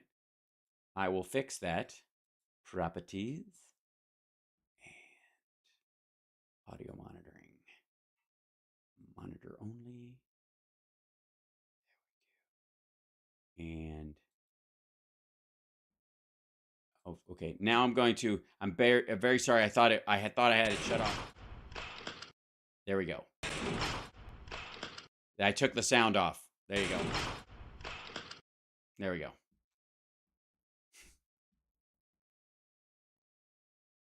Beg your pardon. It was an old file on that one that's different from the others. The others don't have any sound. So there we go. Okay, cool. Yes, I do, Mark. It is true. I'll see you guys tomorrow morning. Take care of yourself and take care of somebody else. And I got to go chase my cat who just ran off with something while I was dealing with that. What the hell?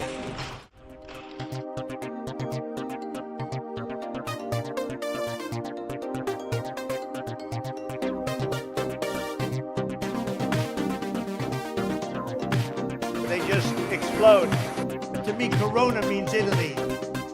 When they gaze upon Yosemites, the engineering computer board. People want other people to stop shooting and knifing people to death. You know, I told the U.S. Marshals to go get the man who killed another man.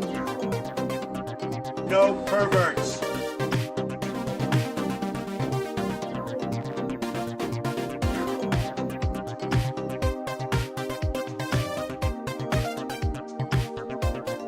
Lady, I'm afraid I'm going to have to ask you to leave the store. That's better than a brick because you can't throw a brick, it's too heavy. A lot of very bad things are happening in Nicaragua. Oh shit, I forgot. We have a shirt to give away. Almost there. Almost. Let's see.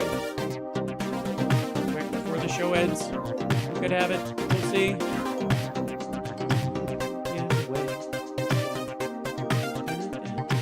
Excellent. And close.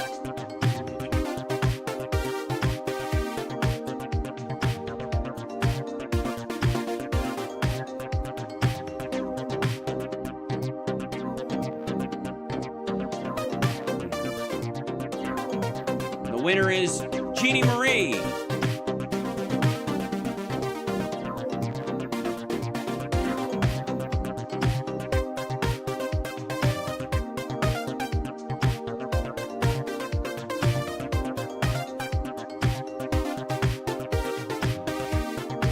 Jeannie Marie. You should get a link. Let's see. Congrats. Jeannie Marie. Jeannie Marie.